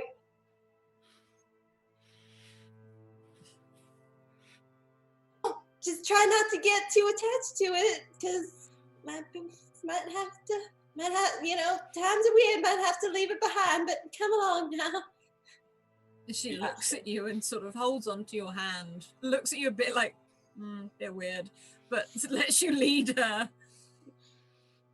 away. All right, let's proceed as we were. Keep your eyes peeled." Is the next door open? The next door is open, and you can see as you step into the first line of the cabins. You know the one is past this, but you can see 4 cabins as they're sort of on this very sort of mottled, polished wood on the way through. Out of the windows of this train, it is pitch black. You're very aware that as you walk past, you can't see the wall of the tunnel, you can't see the ground, you can't see the sky. You can't see anything. As we walk through, I just want to like glance back into the cart we just came from to see if our friends are following us or if I notice anything.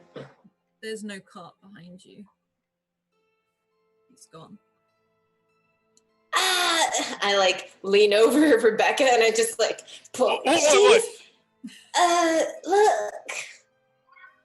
And I point behind me shakily. Rebecca, while with one hand covering Rebecca's eyes. Rebecca, don't look. It's fine. She's like, what is it? like trying to move your hands, but she's not going to be strong enough if you don't let her. Seamus, see that funny thing that's happening behind us, and it's real funny, and it's not scary? Does he see any cars, or is it all also You gone? see the one you just walked out of, but you don't see the one that had Noah and Doris in. Oh Looks yeah, like the end of the carriage. that's hilarious. Ha ha ha. I'm not an actor. And she'll just like keep covering Rebecca's eyes and just kind of like move her forward. She's like, okay, everything's fine. Good joke. We're just gonna go get the equipment from Noah's room, which you know how to use, right? I just carry them. I've seen him use it, but Okay, well at least he said there's a gun in there, right? I do know how to use that. Okay. Okay. Everything's fine. And Rebecca's like holding your hand. She's like, You know you're okay, because if we stick together, we'll be fine. Right. How many cars more till we get to Noah's room? you know, there's just what he's in like the next cart. You have to walk past these cabins. It's like that narrower corridor as you sort of slide along there. And it's that, like I said, it's that sort of mottled old wooden paneling. You're currently at the start of it. Maybe we just go quick this time. We don't want to keep the other two waiting for too long. Yeah, let's just like keep a hug away from the doors there. But the window's kind of creepy too. Can we like crawl on the ground, like away from the doors, but under the window? I mean, I would just feel better. It's not really speed effective. I hear where you're coming from, trust me. But let's just go fast. Okay, rabbit's foot, lighter. Just keep your eyes straight ahead and just maybe if we don't see it, they don't exist. I don't know. Okay, sure. All right. Kind of regretting the choice of Could you both make a listen check for me, please? Oh, great. Where you at, listen? Oh, there you are. listen. Failures all around. Oh my god. Does Rebecca get a listen check? Let's see. Let's find out.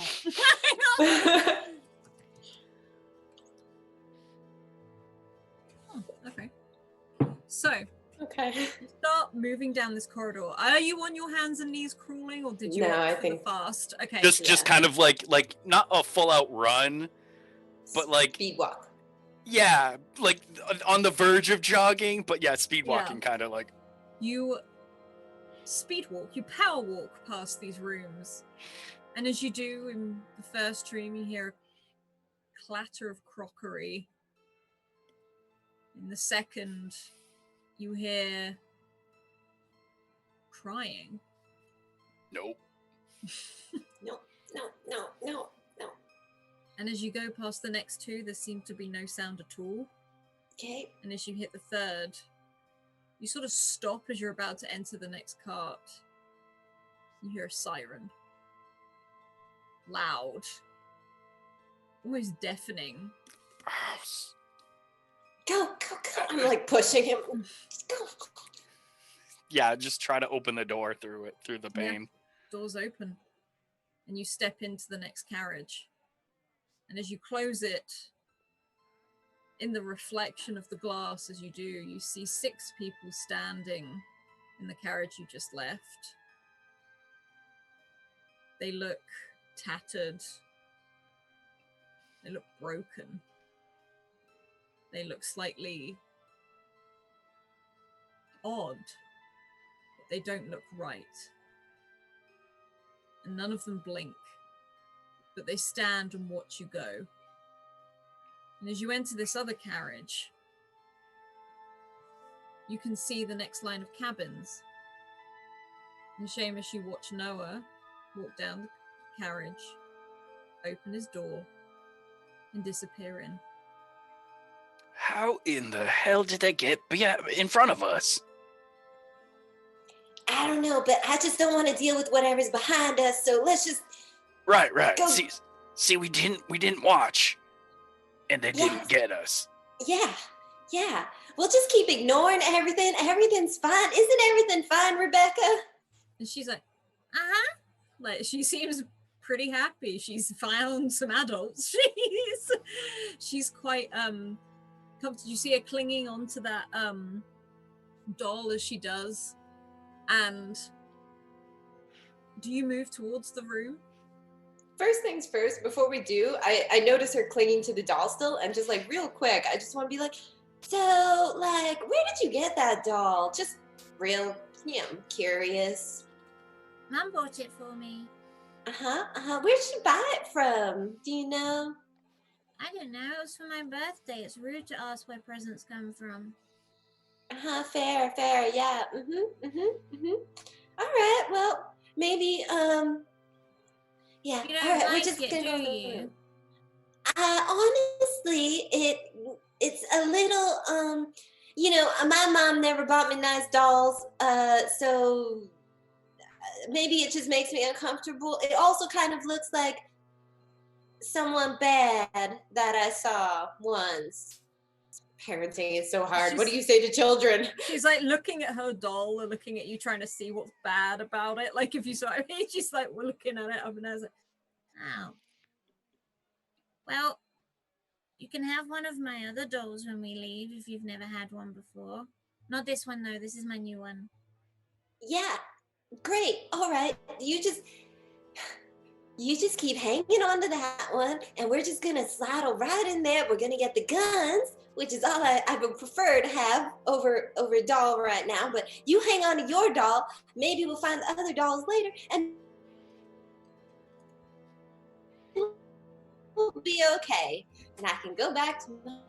Oh, she's like almost half mumbling this under her breath as she's like shuffling forward and just kind of like half for herself, half for Rebecca's comfort. Well, the doc's up ahead, so he'll be able to use the equipment and help us out. Sure, Seamus, just be careful, cause like seeing lots of things here, So I feel like when there's a lot of stuff going on right now, seeing things that aren't there and they were there and are weird, and just be careful. All right, Right in front of me. It's the doc though, so I think we'll be okay. Okay. All right, let's go. Still gonna Let's go. hold on to her stuff very and you tightly. can head towards the cabin. Doris and Noah, could you both roll me a sanity check, please? Oh, no. As this thing is leering down at you. Do I need to do a sanity check? Yes, please. It is up Okay. at the Up at the top? Mm-hmm. Next to where? Hang on, 'cause it's not. I'm so sorry. No. They've changed. It's there. Can you see where it says dexterity, appearance, education below that? I see it. Mm-hmm. Yeah. Oh, extreme success. You both, for a moment, you blink a few times, and as you do, you feel this pain, almost like you've been dropped from a great height. Okay. And from where this carriage was, you're in darkness. Like you look up, it's pitch black. You look around you, it's pitch black. And from where you are laying, you're both sort of in like this jumble together. It's like how you were on the carriage, but you're currently on the railway tracks outside of the carriage. You feel the rails beneath you. You can feel those stones. That's incredibly uncomfortable, and you ache. It's like someone has picked you up and just dropped you where you are.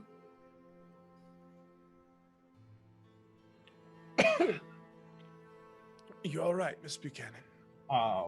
Well, I don't know, actually. Does a body check. I think everything is... I just am so sore. Yes. But how did we get out here? If I knew the answer to that question, I'd be a lot more famous than I am. Well, this experience might get you more famous. But I am looking for that proverbial silver lining, as it were. If we're not dead, then this could be fun for you. Or at least lucrative. And he stands up and like offers his hand down to help her. She'll take the help, gets up, looks around. We're on the tracks. Could you both make a spot hidden check as you both stand up, please? Sure. Hard success? Mm-hmm. An extreme success. We're pretty good at this spotting hidden stuff. Doris, you'll help to your feet. And Eric, you sort of pull her up. And as you do, you look around into this darkness that is sort of surrounding you, and there are hundreds of people stood. It's like when you look at a dark sky and you see one star, the longer that you look, the more you see. And these people will stand staring towards you. None of them blink. And it's almost like they are this expanse into the distance. And you can smell smoke and sulfur and soot and burning metal as they all look towards you. And they start to run towards you. And it's a sort of half... At first, some of them start to move fairly slowly, and then there's this, almost like that figure in the carriage, the broken movements, but this is faster, this runs. What would you like to do? And the train is still there, right? Like we're standing, the train's like behind us. The train is gone. So everything, we're literally just in the middle of the tunnel in a... Okay, well, this is not a really good time to be out on the train tracks with this horde of whatevers. I want to run. But, I don't know, Noah, what are you going to do? And he like, he looks at you and he's like, I'm going to run. And he'll just sprint, like grab her hand and start to sprint away. Oh no, my parasol. Oh. You can absolutely start sprinting back in the opposite direction. Could you please roll me a navigate, Noah, as you are leading to try and weave your way through? Okay. Oh yeah. As I'm you're so ready running, for this. As you're running, there's this strange sort of moment where you feel like you're running into the darkness, and they move around you. They start to almost flood towards you, and you realize you're running, and you're running, and in every direction they seem to be coming at you, as if they're starting to come out of the walls as this happens. They are reaching for you. They are sort of, you can smell that hot fire as you do. And you stop.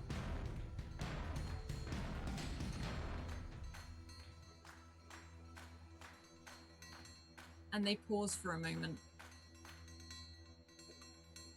And then they dive for you. All of these things start reaching towards you. As you fail this navigation check, Noah, you're having to throw these things off, these things that are now grabbing for you. You feel like they're trying to pull you down towards the tracks.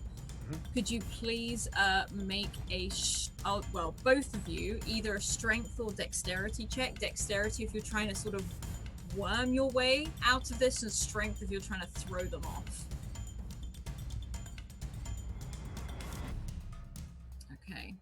Doris? Are you rolling strength or dex?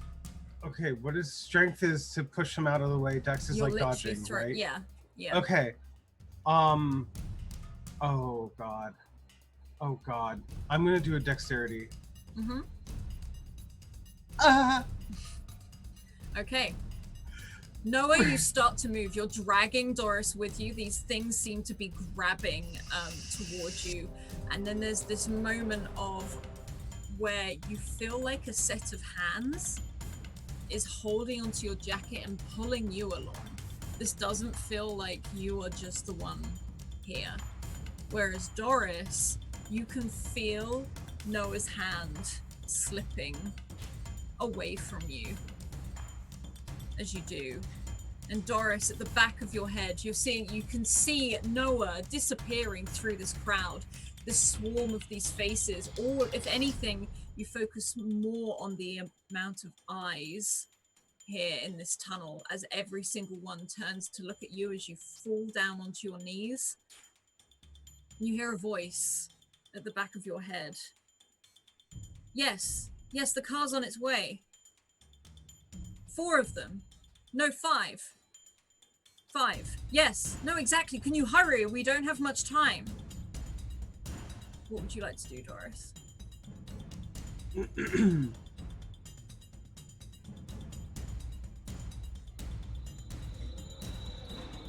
I would like to fight out of it. I would like to use like a strength check to like just try to bust my way through. I know I'm a small young woman, but like Yep. I'm ready to like prove myself. The adrenaline's pumping and like she wants to get back, and she hears that like the car is coming to, there's 5 of them. We gotta, like, that is like inspiration to like, at least that could like get us out of the situation. Maybe it's like some other kind of like paranormal fighters are maybe coming to save her. So she's just using that as like a second will, like of just like adrenaline, and she's gonna go do a strength check, just like keep. I need you to roll a brawl if you're. A brawl? Oh, okay, let's do it. I'm doing it. Going. We fail it. Okay. You jump up, you start trying to fight. You hear this voice at the back of your head yelling about this car that's on its way. You can see Noah almost like he's disappearing off into the distance, like he's left the crowd and he's left you. And there's this moment where you're fighting through, and it's almost like the waves of these bodies of these people, they become like this dead weight as they start piling on top of you, and you fall to the floor and you're trying to crawl your way along. Well, Doris will at least want to shout out into the direction of Noah and be like, there must be a car on the way for us. At least let others know. Find them. And she's gonna just keep trying to crawl out of this. Noah. Or maybe a dodge? I don't know.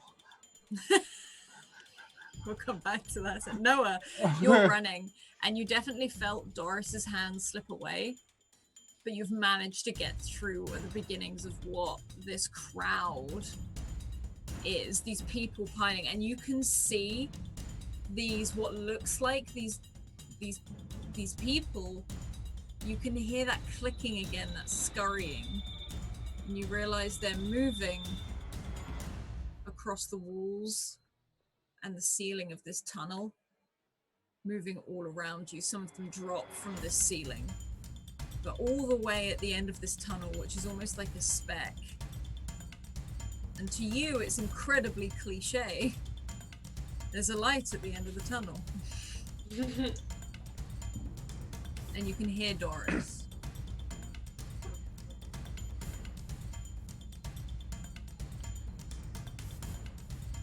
So I think in that moment, he didn't so much lose Doris's hand as chose to let go. He made bastard. an active. he made an active survival decision, and he hears her voice, but he doesn't look back. He just takes a deep breath, and he reaches into his pocket, where in that pocket there's a rosary, there's a rabbit's foot, and at least 4 or 5 other symbols of some sort of luck or protection. And he kind of closes his eyes and picks one at random and just keeps running for that light. Okay, I need you to make a dex check for me, or a dodge, as you you are now avoiding these things as they're sort of dropping from the ceiling. Okay. As you go, there's a moment where you're so close to where this light is by the end of the tunnel, and you are looking at it. It's almost blinding you to everything else. You're moving, you're running away from these creatures. You can hear your own heart pumping in your chest and your footsteps running across this gravel, running across this railway as you go tearing along. And somewhere you hear this screech of train brakes, of this, the alert that normally that a train is coming, and you hear the ring of a bell and flashing lights when this huge 8-foot figure steps in front of the light, and you notice it sort of bend down so that it's on its all fours. This veiled creature, this long-fingered beast, as it makes this click and this snarl, and it waves its head almost in a snake-like fashion, and it starts to gallop towards you.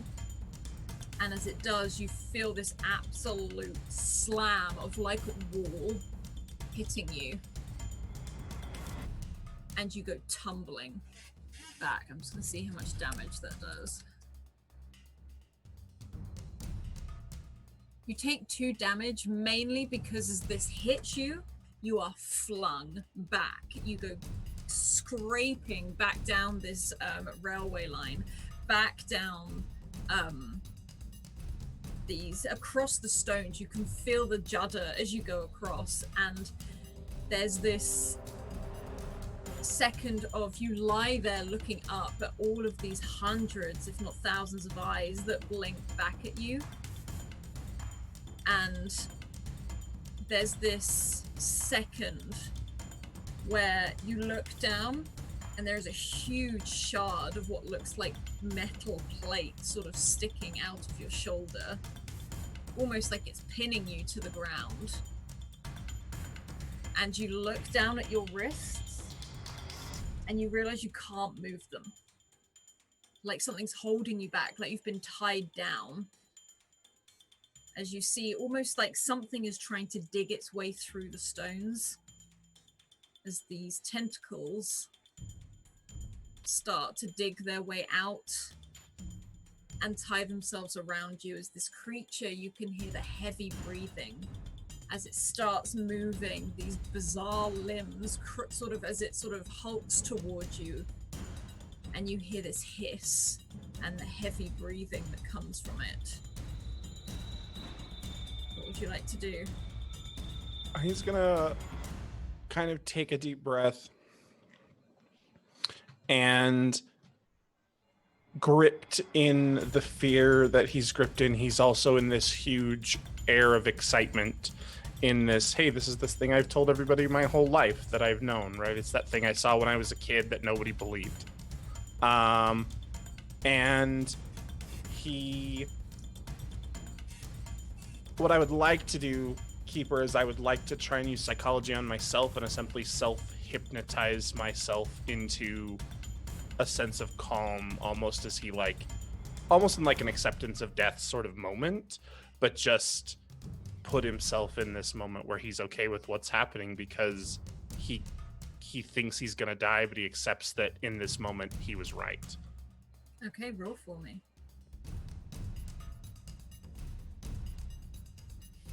You take those few breaths, that moment to calm yourself, as this creature's head sort of moves almost up your body towards you, as you feel these tentacles wrapping themselves around you, almost like it's You relax your body for a moment, taking those breaths, and this face leers over, and you feel this veil brush over your face as it touches you.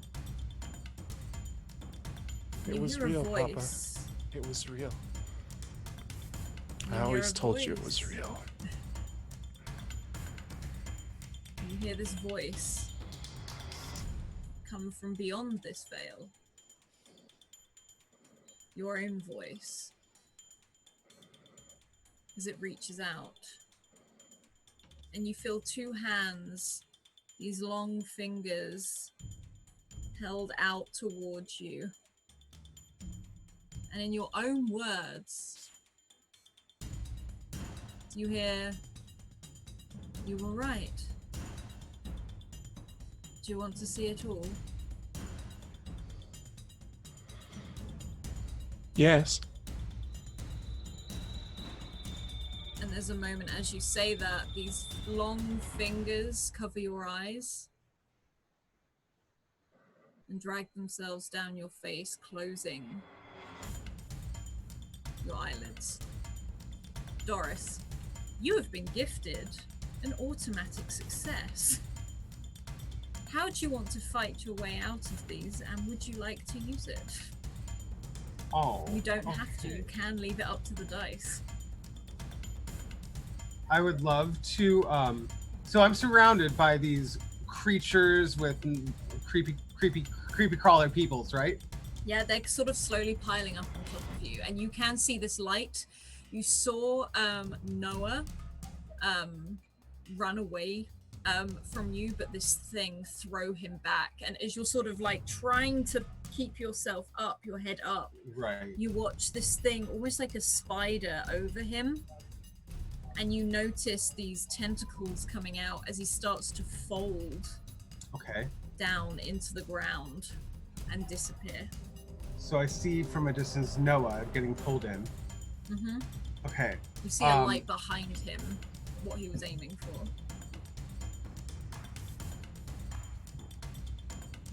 All right. I would like to.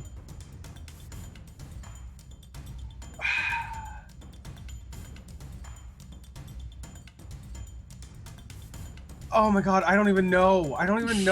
Oh my god, this is like so stressful. Doris will try to dodge her way around everyone to at least go to the point where she saw Noah get pulled in, but also she wants to keep an eye on the light, because is the light in a different direction than Noah was? No, it's in the same direction. It's Okay. It's behind him now. It's almost like this thing over the top of Noah, as you see Noah slowly, almost like quicksand, disappear beneath this ground. You see the light behind it. Okay, so the light's a bad thing. Okay. I'm just gonna roll dexterity to at least free myself out. You can so I roll can, a like, dodge as well if you Yeah, want to roll a dodge. That's what I'm thinking about doing. And I think, as I said, you have 2 nat 20s. I You have know. 2 positives. Alice, I You know. don't trust me not to use them after last time. She's gonna try to dodge, and she's gonna fail at it, and then she's going to really put her mind on dodging, and she's gonna use a nat 20. So she's Okay. gonna. So there's that moment where you try to escape and you see these hands come over your face, like that darkness starts to engulf you. You can feel the grit as your face is pushed into the dirt. You feel like it's starting to open up this ground to swallow you whole. Then there's this second where you can see that tiny patch of light through these hundreds of hands and fingers as they're trying to take over, and you manage to shove your hand through and you start to pull yourself out of what looks like this pile up of people. Okay, and then I want to like scan the area to see if there's like anything that I can use to like just Well, I want to search to see where Seamus and Julia are too, but Noah might be the priority. She's just gonna. I don't know. I feel like she's just gonna sit there and scream for a second. Really. Yeah. I mean, you can. I won't. It's a free action. So, yeah, no. She thinks maybe the screaming could actually like stop them from coming, because she's never seen horror movies. Those weren't really around anyway, so it's fine. She screams, and in that scream, she's also using that as an intimidation, which also fails. As you climb out of this mound of people that is almost piling on top of you, and as you look back, they are all unmoving now that you have left this pile. But as you scream, you watch Noah disappear beneath the ground, and this creature's head snaps up and looks towards you. I would like to use my power of interior design to look for any ways out of this situation. Okay. You think this creature is going to come running and charging towards you, it is huge. Now that it has seen you, you're seeing that it is trying to snake its way towards you as it gets bigger, almost growing again in size to the tunnel. You can see the light behind it, and it feels warm. It feels positive. Okay. But you think you're going to have to run straight at this creature and just try and outmaneuver it. You are not going to be able to fight this. Through the power of architecture, I give you that. Sounds great. Okay, I would like to...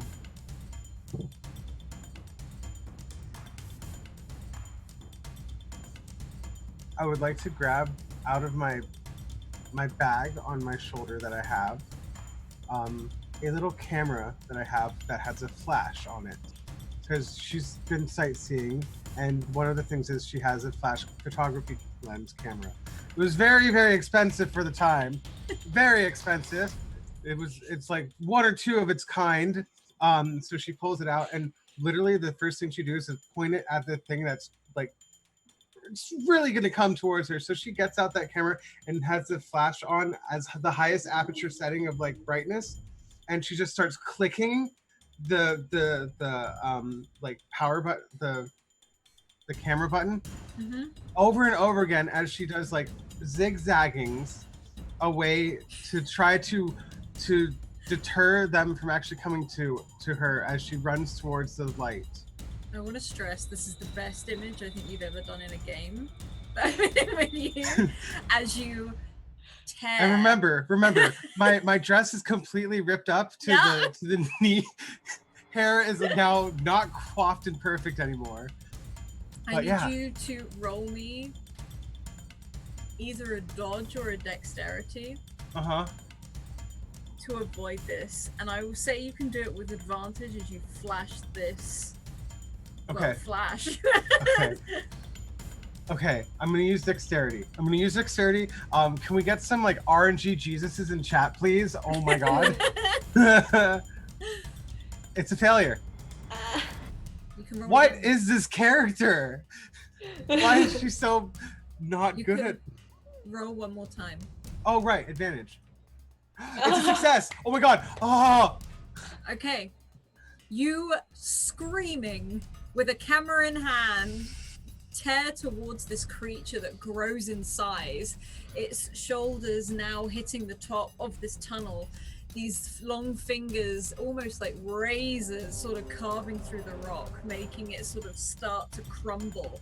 As you run in your heels, in this torn up dress, flashing this camera, you run towards it, and as you do, it swipes these hands down. And at that moment, you slide and duck and shoot just underneath its legs. You drop the camera and it starts flashing. It starts sort of careering off, and you hear this thing screech as it is almost trying to throw everything about, trying to stop this flash, and you sprint towards I see you this don't light. like the light, huh? Well. And as you do, there's a bizarre sensation. The closer you get to the light, you feel these rocks are hitting you. You feel like something is trying to hold you back. You feel this, for a moment, you feel like a strike. And you reach towards the light and you feel a drip of blood run down the side of your face as you collapse into the light. Okay. And Seamus and Julia, you are following Noah into this room. And there's this very sort of slow moment as you watch him enter the room.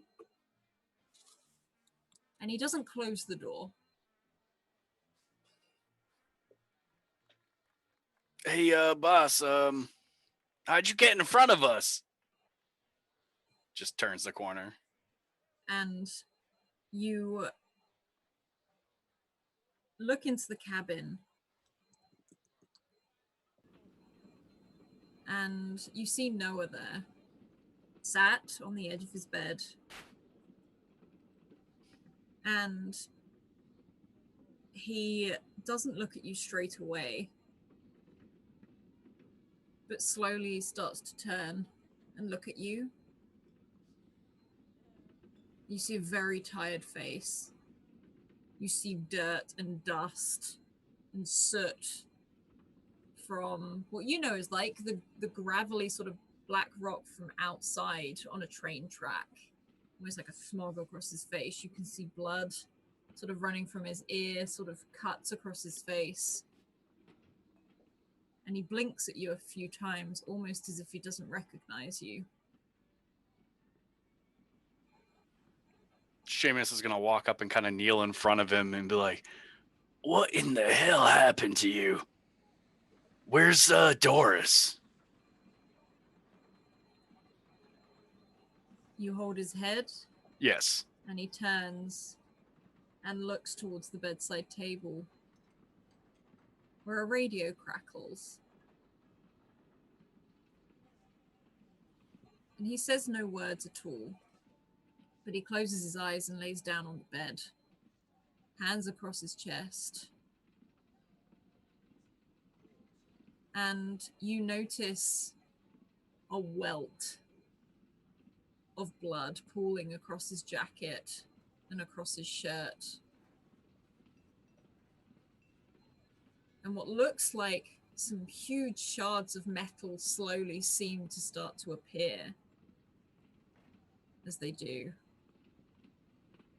And he rests his hand over the top of this bloody shirt and pulls his hand back and looks at the red and puts it up against the window and slides it with a squeak down. And you hear him singing that home fire's burning. And there's a moment where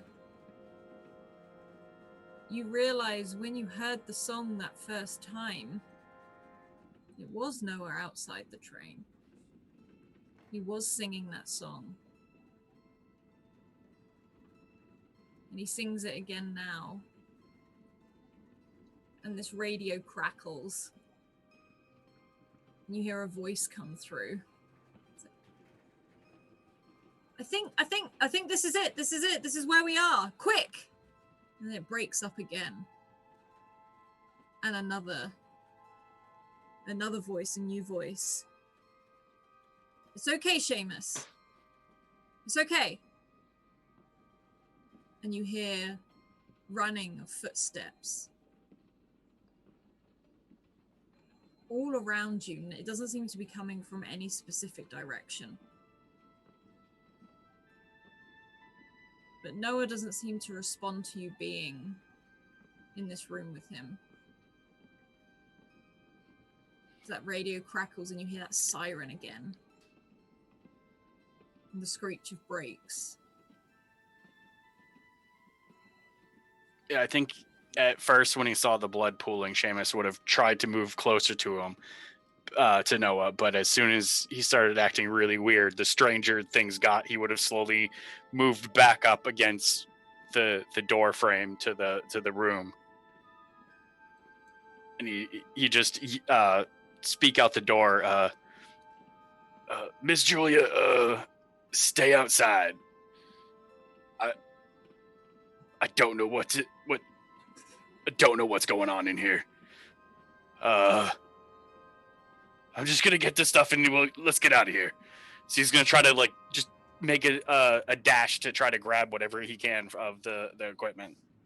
Yeah, you reach out and you can grab whatever equipment you need. The radio keeps crackling, and it seems to be getting quieter and quieter as it does. Noah doesn't seem to, as I said, react to you being in this room. There's a very content smile on his face. He's gonna pull out the revolver and hand it to Julia as he's whispering. He just whispers to himself. He's like, "That's not my Noah. That's not him."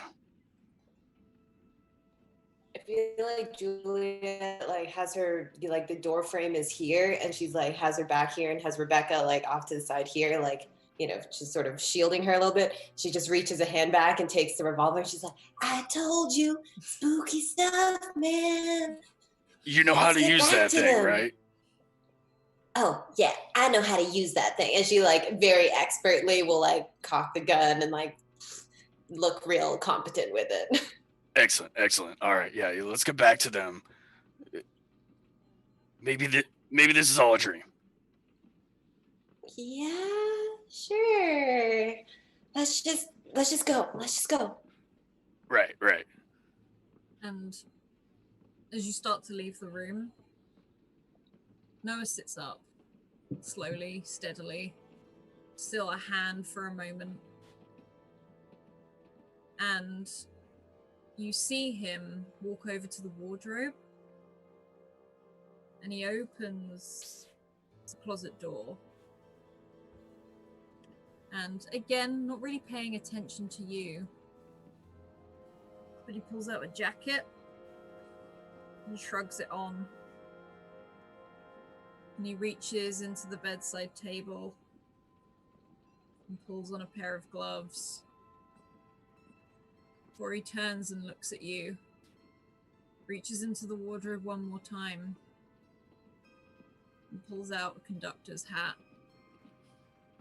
puts it on his head, straightens it.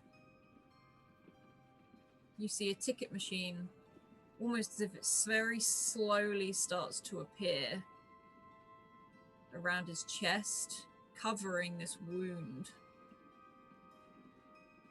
And he looks to you, walks past you, back into the corridor and back the way you came. And Rebecca looks to you, and she looks to you, Julia, and holds her doll up. See, it's gonna be fine. And as she holds this doll up, you see its mouth drop and move. And a voice comes out. It's okay, Julia, we've got you. We're here now. And Rebecca smiles. Come on. And she takes your hand and starts to walk in the opposite direction of where Noah went. Seamus, you coming? Did you? Noah is. You coming? Yeah, I ain't going that direction. Yeah. Okay. Let's go, Rebecca. And she starts to sort of drag your hand. And as you move along this carriage towards the corridor, you see, as Noah descends into the next carriage, the one you came from, there's a pile of people pressed against the windows watching you go. And Julia, you feel Rebecca's hand drop yours. You hear, Mom! As she starts to sprint down to the other end of this corridor, dropping this doll. as she heads towards this door. This red door. And you see this figure standing there just by it and opens it. Rebecca running into this person's arms and falling back through this light. I mean, as soon as she dropped my hand, I would have been like, no, what did I say about splitting up? We can't split. I'm going to reach back. I'm going to grab Seamus's hand. I'll be like, come on. And I'm going to like try and run forward. And as she drops the doll, I'm going to like scoop it up. Like, we all have to stay together, including this stupid doll. And Seamus will be led. And you run, gun in hand. And Julia, you sprint towards this light. And Seamus, there's that moment where you feel hot, that feeling again, that burning sensation. And Julia, you feel almost like as you're running, that your breath is being pulled from your body, like you haven't run this fast in so long. And you look down at your hands as you do, and you start to see blood run between your fingers.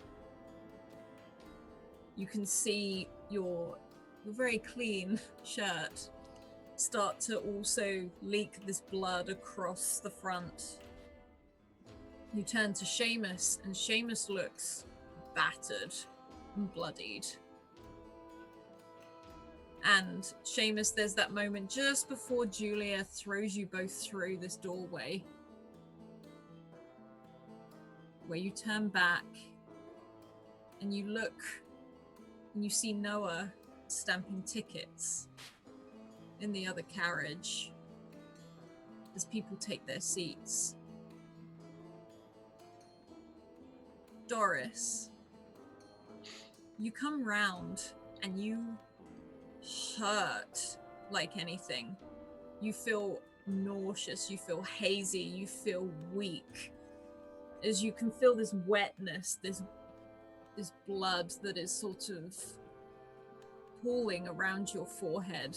And you wake up and you look up towards the sky and you hear a siren. You hear, bring the car around. As you look up towards a blue sky with clouds, as you lay on the track, you realize the ache on your back is where a rail is digging in the side. You can smell smoke and this horrific burning smell of both flesh, paper, metal, material. And it hurts so much to turn your head and look as you see a nurse running towards you. There's one over here! There's a nurse in a blue dress and a white apron comes sort of jumping over the railway lines coming towards you and sort of falls down by your side and opens this small sort of leather bag and starts with these bandages, this cleaning, and sort of holding this bandage to your head now that you realize how much you're bleeding. And she's like, it's okay, everything's gonna be fine now, you're fine. What happened? There's just been I need you to focus on my voice at the moment. And she seems quite blurry in your vision. It's like, but it was close. You did it. Can I get some help over here? And you see two men running over with a stretcher. And as your head sort of lolls to the side as she tries to check the damage, you see Julia, who sits bolt upright. And Julia, you feel like you haven't taken a breath in a long time as you sit straight up with two people sort of helping you and holding you, and you feel that pain, like your arm is definitely broken. There's shards of just metal and brick sort of in your hands as this blood runs down it. And you can look back as this wreckage of a train outside the tunnel and piles up bodies strewn all over the tracks. As these people try to get you more to your feet, you feel very shaky and wobbly, but it's there. And that siren goes off again as you see this ambulance come sort of careering around the corner, braking hard. And next to you, clinging onto your shirt sleeve, is Seamus. And a little bit further down the rails, you hear a mother screaming as this little girl wakes up and sits bolt upright, and then immediately seems to regret it and lays back down again. Her little dress sort of just stained with dirt and soot, her face covered in this muck, hair all over the place, as these nurses run towards her. And Seamus, you have that motion of probably the worst headache of your life, as your head is splitting. You've got Julia next to you, and this nurse stood at the side, sort of holding your face very firmly. It's like, don't move, it's fine.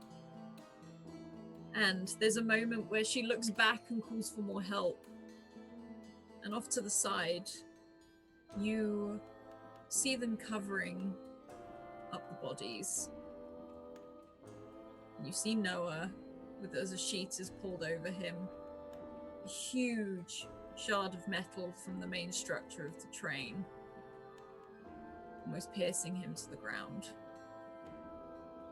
And that, I think, is where we will leave this Cthulhu one-shot this week.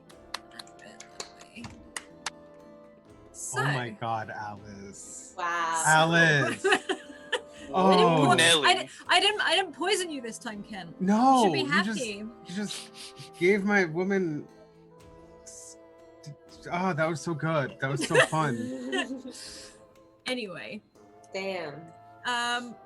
let's head round. Everyone say where we can find you in the wonderful, weird, bizarre place of the internet and what you do. Also, your favorite part before we sign out as well. And I think we will go in reverse order. So we will start with the lovely Lily Sparks. Oh, hi. Hi. Wow. I think that might be the funnest one shot I've ever done. I'm super, super impressed. Wow, I have to think about stuff now. Okay, so yeah, where you can find me. I'm on Twitter and Instagram at Lily Sparks with an X. I'm currently on hiatus, but if you go to those places, you can find links for my Patreon where I'm still blogging, and it's totally free to access. So if you have any cares about my opinions on the world, then you can find them there. And you can find me streaming in lots of places. And the stream schedule is also on my Patreon. I'm here every Tuesday with Scratticus for In the Land of the Moon. I'm on Fable 42 on Mondays. I'm on the Lady Tiefling channel on Fridays. And I have more stuff happening that's coming up. So yeah, my favorite part, super hard to nail down. That was real solid. I kind of wanted, like, my first gut reaction would be Rebecca's voice was just so like weird. Where are you hiding that child? I do creepy kid. I've been told by Scrat I do creepy kid really well. So. Yeah, excellent. Yeah, definitely torn between that and just like the just general twist of it all. It's just amazing. Super love everything. Dora's amazing. Seamus amazing. Noah, yeah. I'm done. I'm done for the day. Awesome, thank you. Then we're going to hop over to Quixotic. Oh, hi. Hello, I'm Rich, aka Quixotic. You can find me on most social media under that name. I'm not currently doing a lot of streams right now, but I am doing a lot of writing, and I'm hoping to publish some maybe DMs Guild stuff soon. And I'm working on a really fun standalone game with a friend that's based around memories. So that one I'm really excited about. We just have to schedule time and write it and all that jazz, and then play test. But yeah, my favorite part Right, like it's how do you pick? Because there's so many good moments in that, so much great character interaction. But I think like the creepy really hit when that figure stepped through the door and then changed and started like growing, and so good. Wonderful, thank you. And then we're gonna hop over to Do Respite. Oh, hi. Hi. So I'm Eric, aka Shrimpicles, aka Do Respite, or Respite, or however you want to pronounce it. I don't care. It's up to you. You can find us on twitch.tv/Do Respite, and we do TTRPG streams. We do a talk show on Mondays, and then Monday and Wednesdays and Saturdays at 9 p.m. Mountain. You can find us doing right now a lot of Savage Worlds games. If you liked this, tomorrow night on Wednesday is a good place to find us, where we do Crossword Ballet, which is going to be a modern horror game that I'm running. So come check us out. Our schedule's over there as well. My favorite part was just I don't get to play horror, I get to run horror.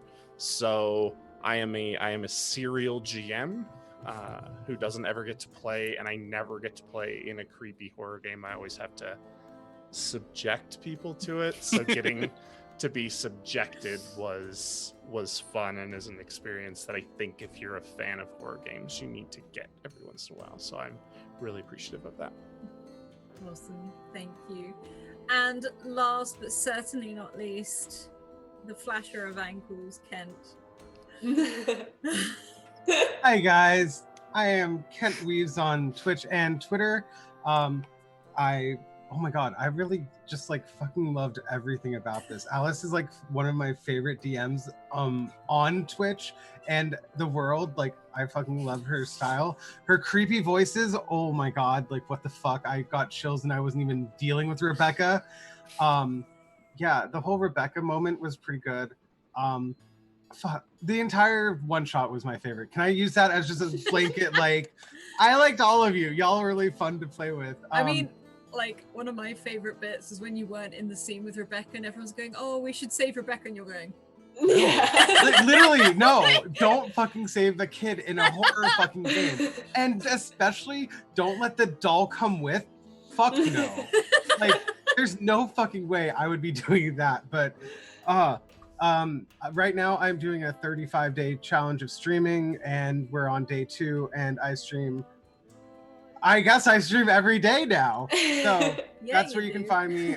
I play a lot of RPGs and retro games, and some like Overwatch sometimes. But yeah, I had a great time. You guys are amazing, and thanks for letting me play.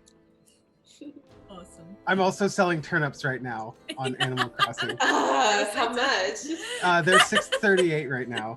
Oh, damn. I'm making millions of bells right now. Animal Crossing has taken over the world. Right It really now. has. It really Let's be has. honest. Oh, right.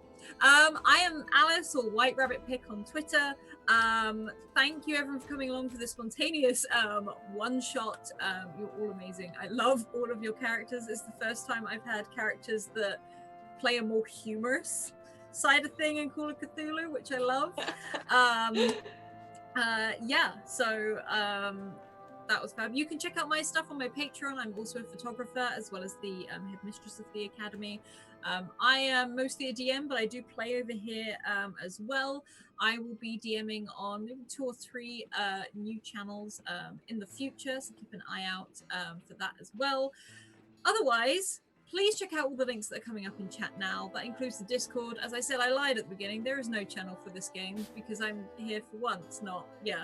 But join the Discord. It's full of amazing people, and we'd love to have you. Also, YouTube, if you have missed this and you want to go back and catch it, it will be uploaded to YouTube, so you can go check it out over there. If you want to get into a game, go drop Scrat a DM on Twitter and we will get you into a game. Also, a huge thank you to our wonderful sponsors in the form of the Deck of Many Things, and the Magic Moving Spell Cards, and also they're incredibly opposite of this wholesome Humblewood with woodland critters going on little adventures. Also, Maychan Press, you can try out their Fey Folio on one of our viewer games on a Wednesday. and also their Dark Matter, which is D&D in Space, which I've run for 2 seasons previously to this, in case you've seen it. Also Hero Forge, that do the 3D printed minis. They're awesome. They absolutely destroyed their Kickstarter. It was wonderful, and we're doing some more stuff with them very, very soon. I believe it starts next week, but I'm not really announce it, so keep an eye out for that. And tomorrow, a Scrat whispers into my head. It starts tomorrow. Hi. So keep an eye out for that there. And also, last but certainly not least, also Dungeon Fog for all your map note-taking needs. It adjusts as you adjust the map, as you adjust your notes. It's really, really good stuff, so please go check that out. Otherwise, stick around. We've got one more show after this, but keep evoking emotions, and we'll see you next week. Bye.